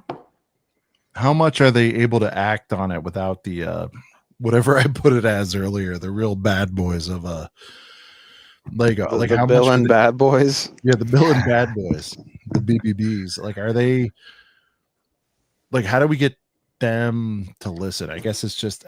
Is it truly? It's just money. If I'm being honest, no, it is. People aren't buying stuff they'll notice. As simple as that. I mean, you're connected, dude. You're tied in. You saw this. Like, let's boycott this August wave. And it's like people talk shit, but then they ultimately don't do it. Is that one of the issues? I mean, the August wave boycott, I could totally understand, and there's a part of me that wants to get behind it, but then there's another part of me like there could be other factors. There is a huge tariff crisis happening right now. Yeah. So I mean, I don't know. Like I didn't want to. I didn't have all the information, so why should I like weigh in on something like that? All I could do is just, go off what I know. And what I know is, this set's overpriced. It's good, but it's overpriced. Why is it this price? We'll never know. Yeah. The, rebuild the gal. Is that 55, that thing? The little, what was it? Is it 55? The little, fire, whatever the hell set it is. I don't even know. The hot rod, snow hot rod. Oh, it might be 50. I don't know. I don't know. That sounds right, actually.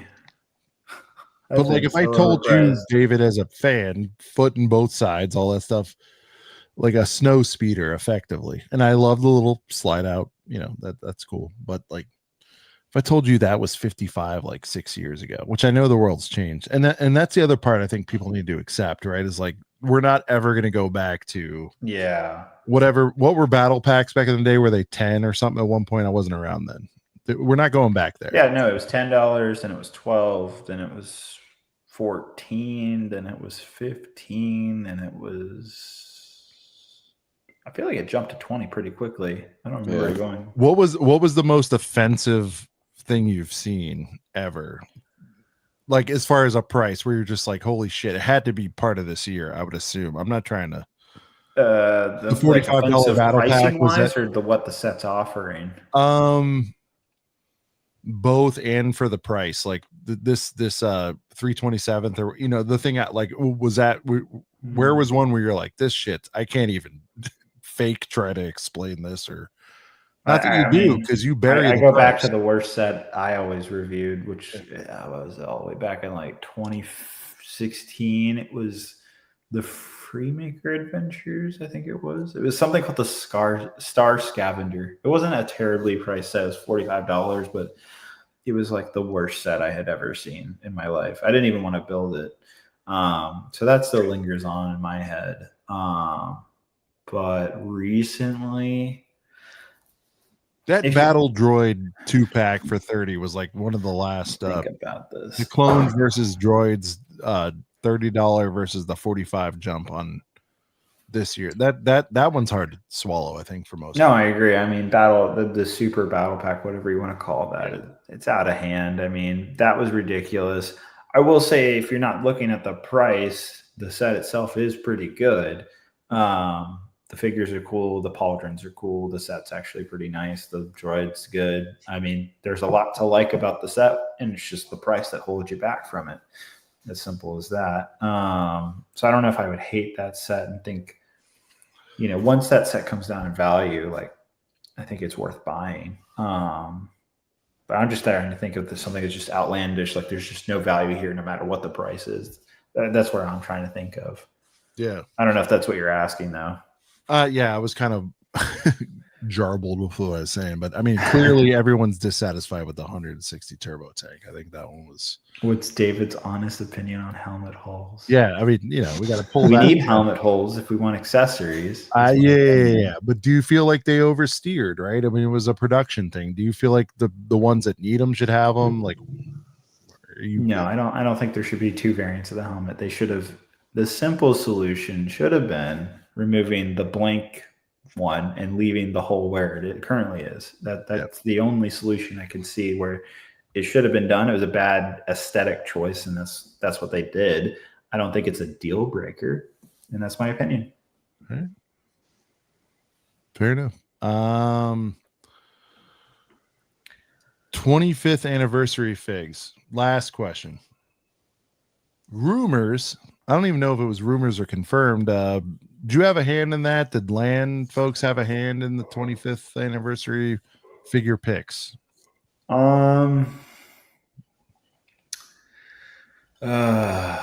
Whatever you're allowed to say.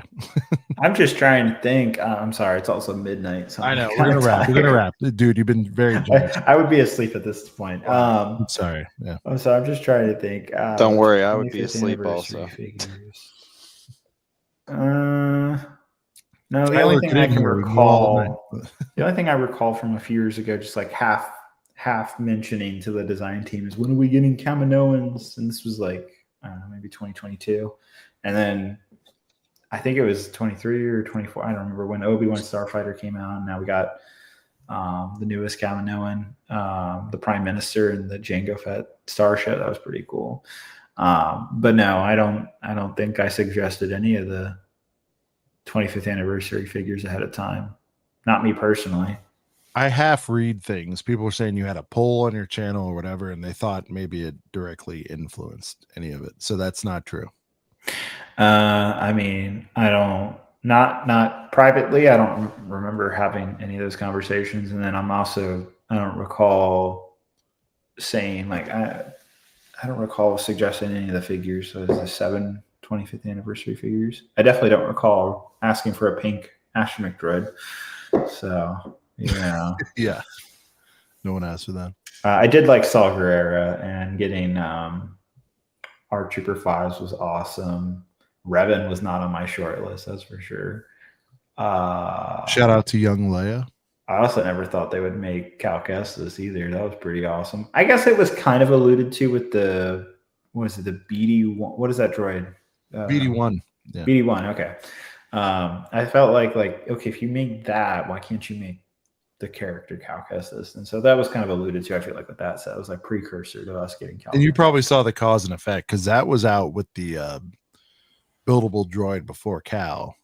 And once Cal was announced, you know, that little thing that everybody shit on was like, oh, why did I put this in there? It's like, here it goes. Everybody had to have it on the shoulder and all that. Brent, any closing questions for David here? No, I think that's pretty much everything I had in mind. I'm pretty sure. Well, I gotta ask you this: what's your favorite Star Wars? Here movie? we go. What's my favorite Star Wars Just real movie? quick, without. I'm back and forth at this point. It's Rogue One or Revenge of the Sith. Don't make me choose. All right, Oh yeah, everybody wanted. Sorry, shit. Good point. Can you do your top? Count whatever movies you want. I recently revised this, actually. Oh, all right. You can do It's a terrible. I you know want. I'm going to have so many people that disagree with it. By the way, on this show, sometimes it's not going to happen tonight, but we can do 3 hours on just who's right about the factually the best Star Wars movie. I have 1 Revenge of the Sith, 2 Rogue One, 3 Empire Strikes Back, 4 A New Hope, 5 Attack of the Clones, 6 Phantom Menace, 7 Force Awakens, 8 Return of the Jedi, 9 Last Jedi, 10 Solo, 11 Rise of Skywalker. Judge me all you want. Yeah, Sean's a big Return of the Jedi guy, so that's probably jarring to him. I mean, listen. I loved your whole list, except for the horse shit Jedi rating, but I respect it. It's diverse. You're thinking about things, you know, all that. Here's what I respect most about it, though, is that you had Where Was Hope? New Hope 4 or 5 somewhere. I think it was up only because Rogue One and Andor have enhanced that movie so much to me. It's number 4. I love that take that it enhanced it. Those things wouldn't exist without. But I agree. Like, it started with A New Hope. I mean, it was originally just called Star Wars, but I mean, it's just crazy because, like, once you get to Rogue One, you have to watch A New Hope. I mean, if you start with Andor, like, it's just beautiful. It's just a beautiful thing seeing how perfect it all comes together. I love this. So many people like respect for David. I've lost all respect. This is why I respect you guys. No, but then one guy's like, I lost all respect. Oh, Sith is showing up number 1. dang. You know, yeah. For me, Sorry, it's Return buddy. of the Jedi. I think there's I'll buy you a beer. We could talk about it. ultimate culmination. Return of the Jedi. It was the last time we had the actual factual, you know, great crew all involved. But you know, I get it. That's fine. All right. Well, shit. That's a show, man. Yeah. Thanks, guys. Appreciate it being here. Hopefully, I answered everybody's questions. I had a good time. I got to ask you the $1 million question. Will you come back at some point? If you guys want me to, sure. Hell yeah. What beer does David like? I mean, IPAs are my go-to, but yeah, IPAs. Yeah, there you go. For Brent from Brent's Bricks. For David Hull, aka Solid Brix Studios. You might have heard of him. He's on YouTube. He's an up-and-comer. This is Sean the Right Way, and this thing right here has been